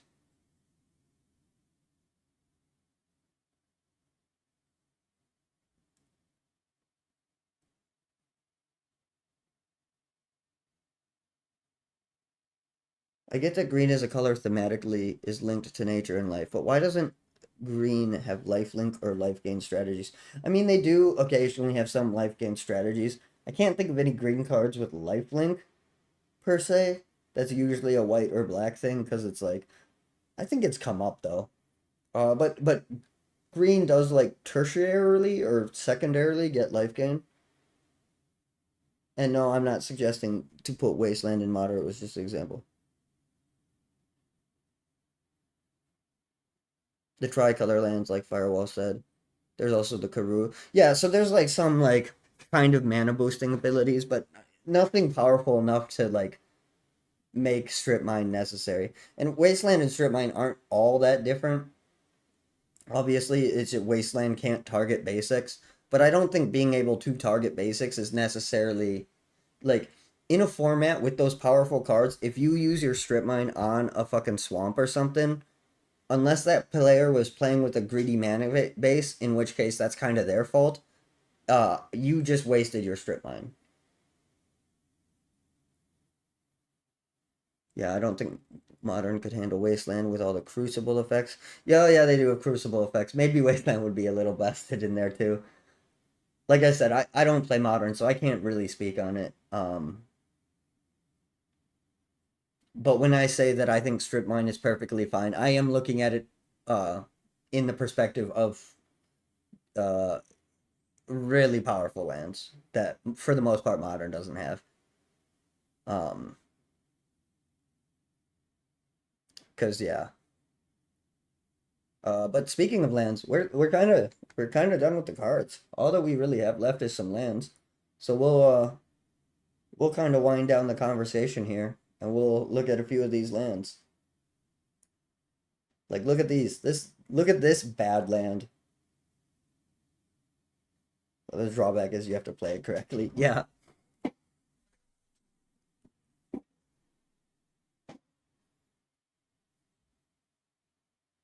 Modern also has Renin 6 that can regrowth the wasteland from the grave. Yeah, that's pretty brutal too, for sure. Badland is pretty cool. Land ho! Does anyone else miss when they used to do this with the text boxes with the fucking swirly? It's a yeah, it says it right in the name, right? It's a bad land. It tells you right there. Don't play this card. It's bad. It can't get more clear than that. I love the swirlies though. Seems bad. Yeah. Yeah, it does seem bad. I forgot the dual lands were still reprinted up to revised. Yeah, they were, and fucking thank God they were. It's a shame they're fucking axed after this. I still remember when these were like $5 or $10 a pop. They should still be, man. It's fucking crazy that you have to pay a fucking dick fuck load for this shit. Renin 6 is brutal. Renin 6 is probably a design mistake. I don't know the cards or the formats well enough, but it feels like a design mistake. It's charming, but it makes the card harder on the eyes and to read. I I suppose that's fair. When's the last time you read a dual land that doesn't do anything but tap for mana though? Um, but yeah, I can concede that point. It is kind of harder to read. I like it though. Duels, amazing. Basics. Island should be banned. Enough said. Yeah, all right. It's a solid take. Let's look at the next one. Here's Bayou. Bayou's pretty cool.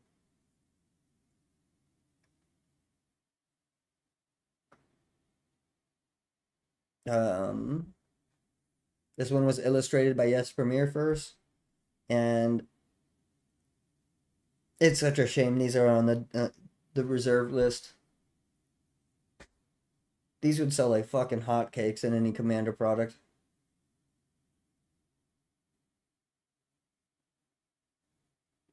I remember getting made fun of for my white border ones and extended bevels. People are so rude. Didn't Garfield say back in the 1990s that Magic cards should cost no more than $5?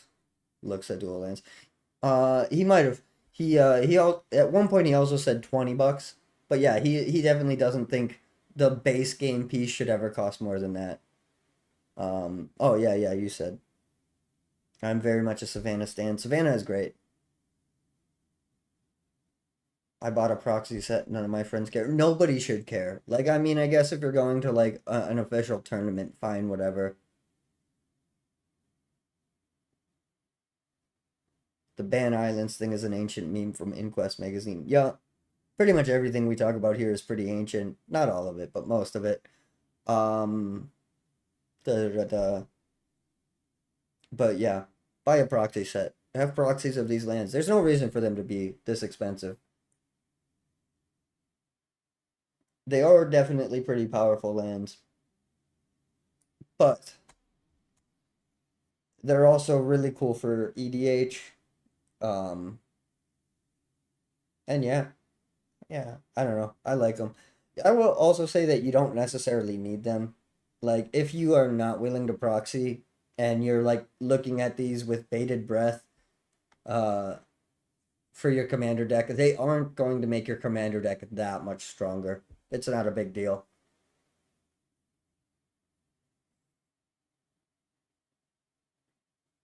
To be fair, Richard Garfield didn't anticipate that players will buy multiple booster boxes just to get the cards they want.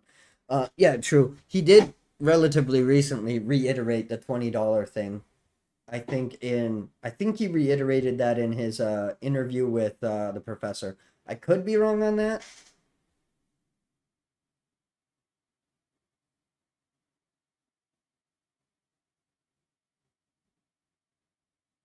I wish we would adopt to proxying these. I mean, to be fair, it's coming around. A lot of people are getting more and more okay with it. Um, a lot of the people that cared the most kind of just threw up their arms and said "fuck it" when Wizards of the Coast announced with Magic 30, and then said, "Oh, by the way, it's $250 a pack, and you have to buy them in packs of 4, so it's going to be $1,000 for these fake cards, please. Thank you." And then you open it up, and it's just like fucking two different frames of Gray Ogre.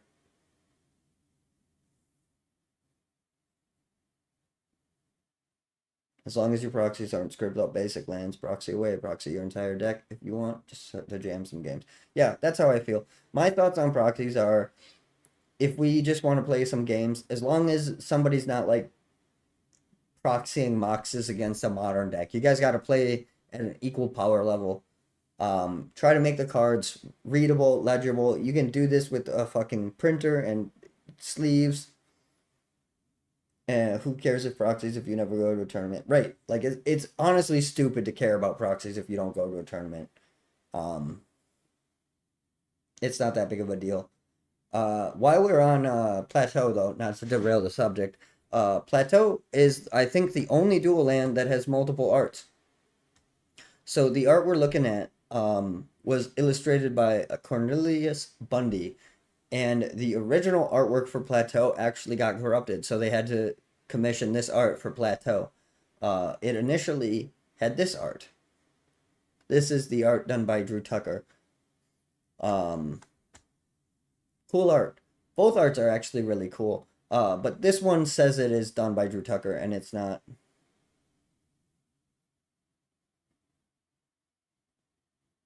The teamization of, yeah, that definitely had an effect on it too.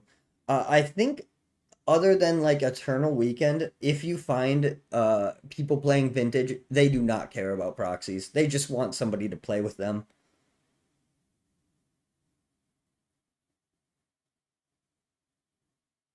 If you proxy, please do a color print, make it legible. Yeah, for sure. They should be they should be legible. Um you can also just go to like uh makeplayingcards.com and look up NPC fill, and you can have pretty decent uh pretty decent stuff.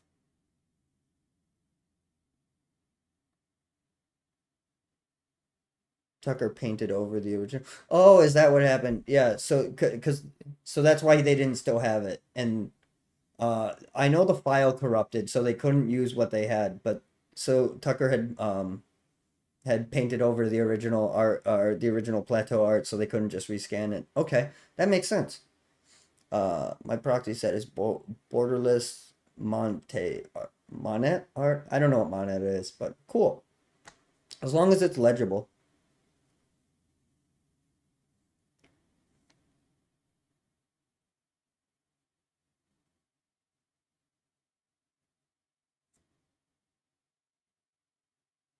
To be fair, there are websites who sell super high quality vintage proxies for a few bucks each.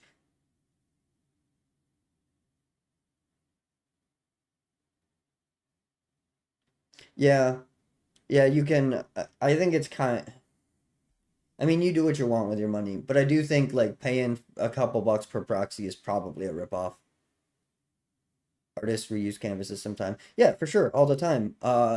Who fucking uh, what was his name? He did Starry Night. Why can't I fucking remember this artist's name? He did Starry Night. He was poor as fuck during his life, and he used to paint over art all the time. If they do that sometimes for sure. Um, why can't I think of the fucking artist who did? That dude chopped this off a fucking ear. Um, that's gonna bother the shit out of me when I remember. Van Gogh. Thank you, Tristan. Van fucking go. Yeah, thank you, Tristan. Yeah, Plateau. Savannah's pretty fucking sweet too, right? I like the art for Savannah. This one was illustrated by Rob Alexander, and Rob does a great work. I like his um environment pieces, I guess. Um, but yeah, green white, pretty cool.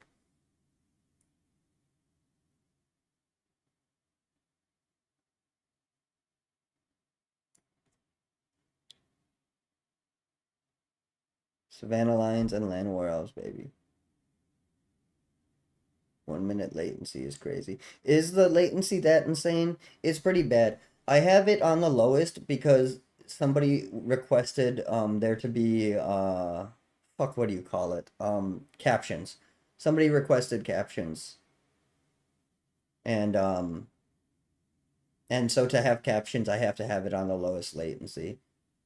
Um I don't know, like maybe I should bring it up and just on conversation streams there's just not going to be captions.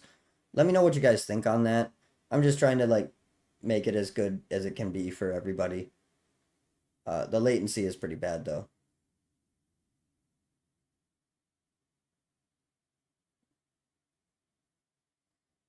Uh, Scrublands.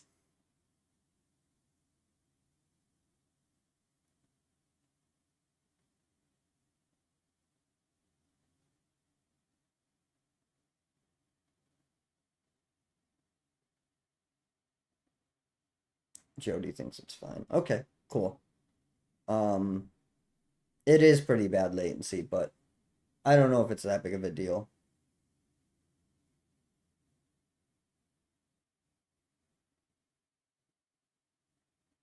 All right, cool.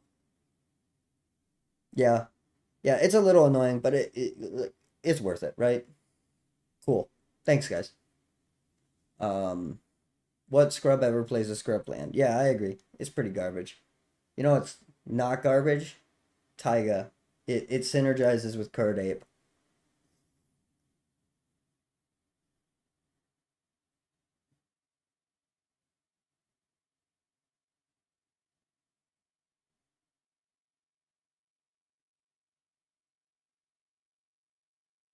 I like the art on this one. It's another one by Rob Alexander. I didn't talk about the artist Scrubland, did I? Jesper Mir first did Scrubland. Scrubland is pretty cool. The art's pretty good. Back to Taiga. Rob Alexander did this one. Also pretty good. Tropical Island.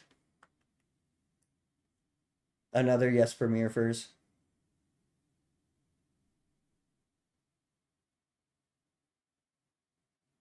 See this? I'm talking about? Uh, yeah, I agree with you. I didn't even because they none of them have relevant text on them. I never even considered that. But you're right. If they had relevant text on them, it would be really difficult to read, especially the ones that have white in them. Yeah, you're right. I never think about that because none of the text is relevant, right? Like any of us that have been playing for any amount of time don't like actually read these cards ever. But you do make a good point. I do still like it though. Tundra is an interesting card. Well, as interesting as any dual land is. I like the art of Tundra.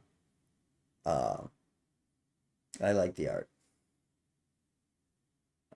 Another Jesper Mir first piece.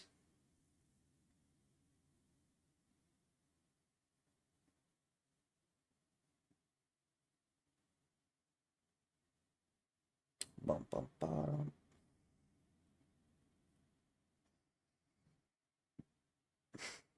Yeah, the thing is I don't really have anything to say about any of the dual lands, right? Like, they're dual lands. They're really fucking good. Look at this one, Underground Sea. It's the best thing ever. Looks like a depressing February Tuesday. Yeah, Tundra does look like a fucking depressing February Tuesday. I'm in Wisconsin and it gets that bad sometimes and it's not great. But it's nice to look at out the window.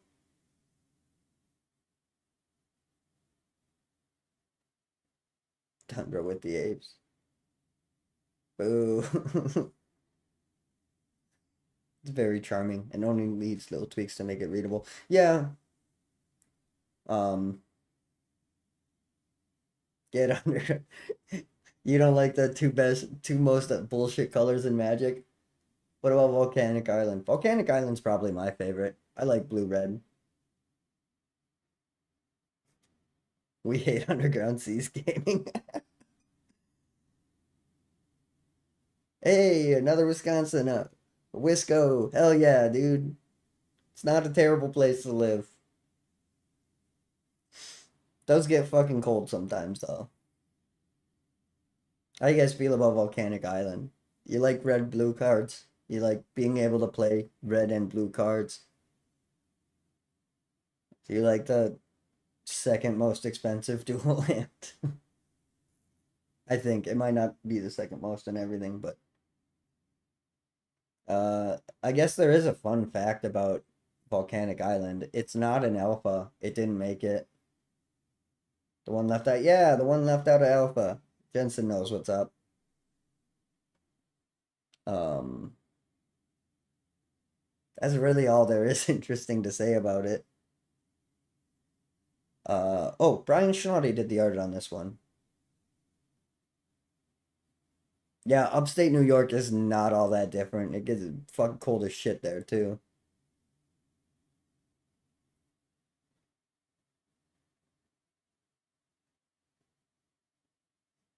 It's a great time to make some chili. I don't mind bolts and force of wills. Hell yeah.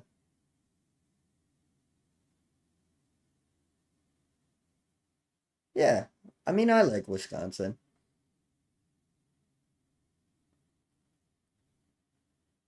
Plus, we're a swing state, right? So, like, your vote kind of matters. That's kind of interesting. Um, yeah, Wisconsin's all right. I enjoy it. Great at casting boil. Yeah, it's a great way to spend that time. I also like to get hurt by my power tools in the shop. Haze the basics artwork now. Yeah, let's skedaddle. Let's look at Planes 1. Yes, Premiere first. Super unique art style. Very cool. Taps for a white mana. That can be useful. Uh Now let's look at basic Planes 2. See, this one is really different. Because it has trees in it. Super different card. The most expensive. Yeah, it is underground sea by quite a bit. I think the second highest is tropical, but I could be wrong on that. I love chili, man. Planes 3, the actually different one, also by Jesper Mirfers. This Planes 3 was not in alpha. Alpha only had 2 arts on each planes, and then beta and beyond had 3.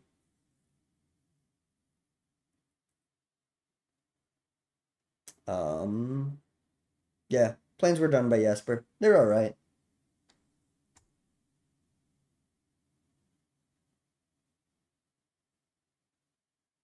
The reminder text on the old ones. Yeah, it's really nice, right?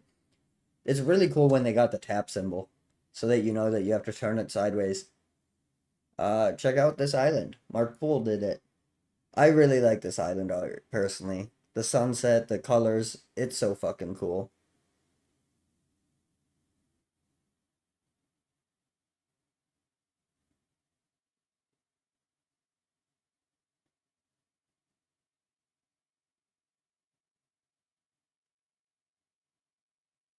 The Ice Age basics are really pretty. We won't be talking about them today, obviously, but they're really pretty.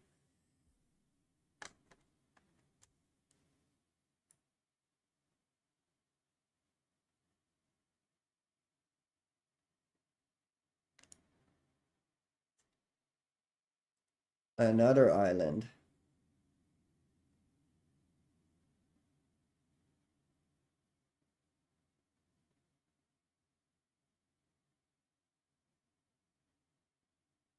All the islands were nice. Yeah, all of them were. All two, because the third one was basically the same art as the first one, just mirrored and with some like changing to the lighting, colorized. But all three of them are beautiful. I like the islands.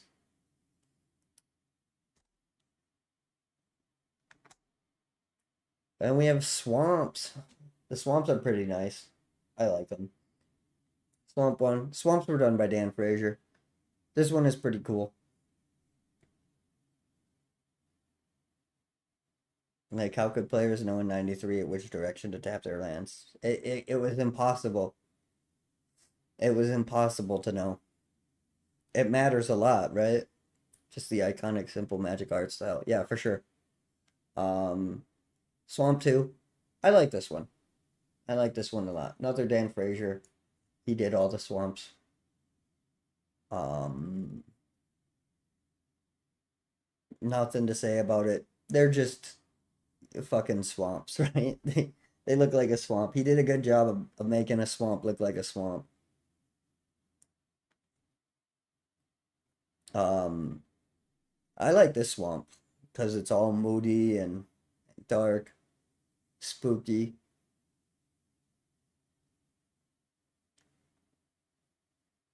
Don't really have anything else to say about it though. Spooky swamp. It's the dark one.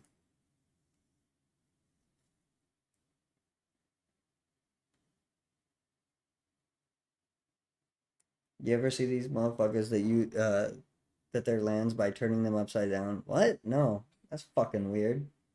Crazy talk.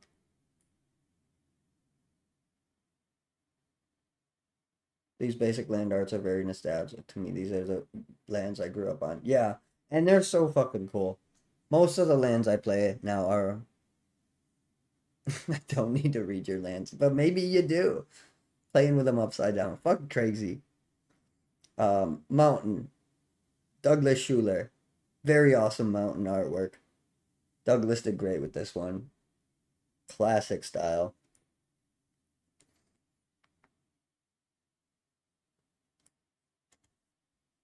Uh, I guess this one's probably my least favorite mountain art, but it's not bad. Mountain one is the art for mountain. Yeah, I agree with you. Mountain 3 I kind of like too because that's the one that appeared in Arabian Nights, and I have a soft spot for that mountain just because of the history of it. Uh, but yeah, Mountain 1 is the mountain art for sure. Mountain 2 is okay. Fun fact, for a few days, the Gatherer claimed that Basic Island was banned in Pauper. That's really funny.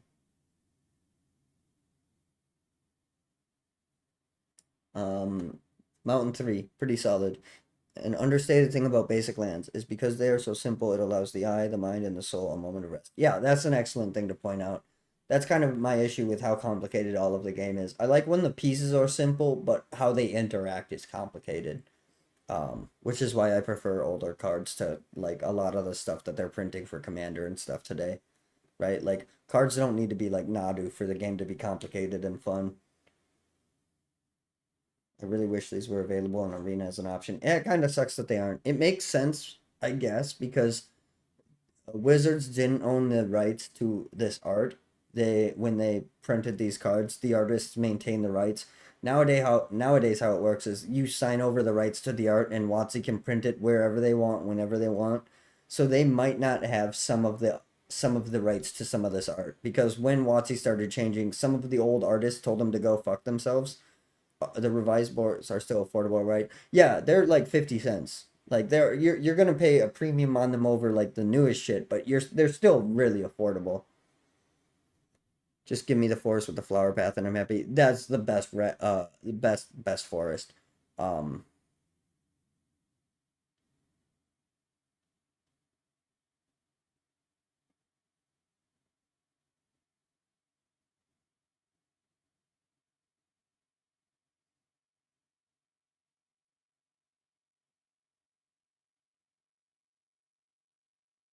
I find myself sometimes just enjoying and appreciating the different art styles. Yeah, I like all the basics too. They definitely like kind of also help you feel like, okay, this is a new era of Magic, and that's pretty neat.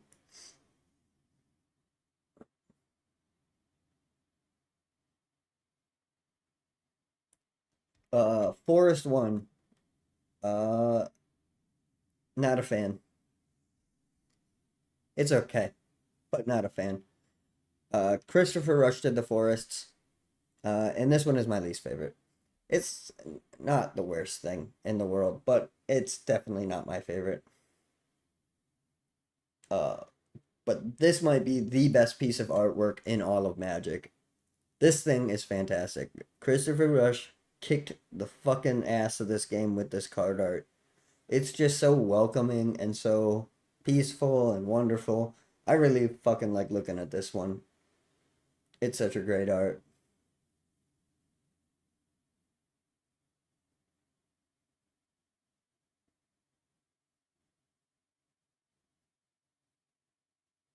I have hundreds of those forests. I always use the same lands in a deck, and this was my Foggy Forest. Yeah, yeah. This is probably the best one. It's my favorite for sure. It's way better than the first one. The second one is not bad, or the third one rather is not bad though. This one is okay. Path Forest is the best by far, but Christopher Rush did pretty good with this one too. Um, that's kind of it though, guys. That's all I've revised.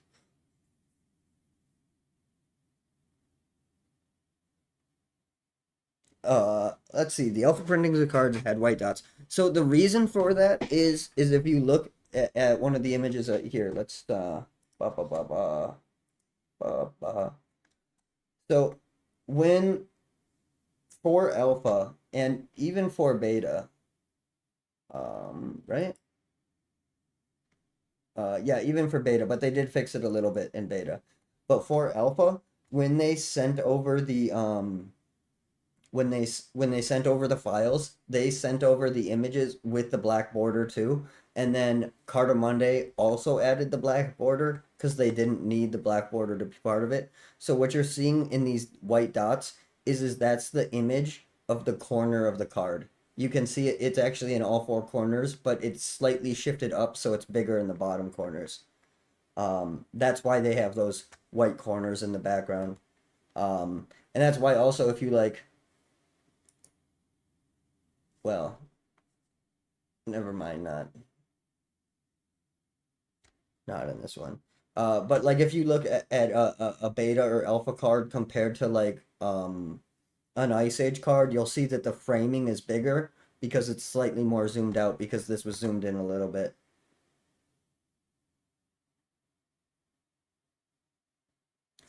Yeah, no problem. Uh, not the past one, the first one. Okay, so you like the first one. Uh, cool. Uh, Stone Forest is the only bad one, I guess. I wouldn't say any of them are bad. Uh, yeah, no problem, Firewall. Thanks. We're in here anyways, but take it easy. Thank you for being here. It was fun. Two streams a day might be a bit much though. Yeah, I'm not gonna do this all the time for sure. My throat hurts like hell talking all this much, and I haven't gotten anything done this week. Um, but this was a lot of fun. We'll definitely like do stuff like this again. I don't know how often though. I'm gonna have to figure that out. But I really appreciate everyone coming by. Um, we're probably gonna end stream here in just a minute, but it'll be nice to see everyone if they show up. Um, I think I am gonna let it hang out for a little bit. Because there's the fucking delay. If anyone wants to add anything else to the chat before I close up, but we're about a minute from closing up here. So Just want to say thank you, everyone. Appreciate you being here. I hope you have a magical day.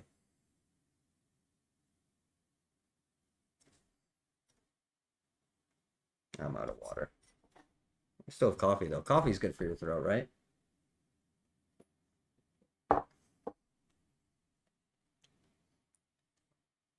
I'm also going to click the add button one more time. Hey, thanks, Darth. I really appreciate it. You're an upstanding dude.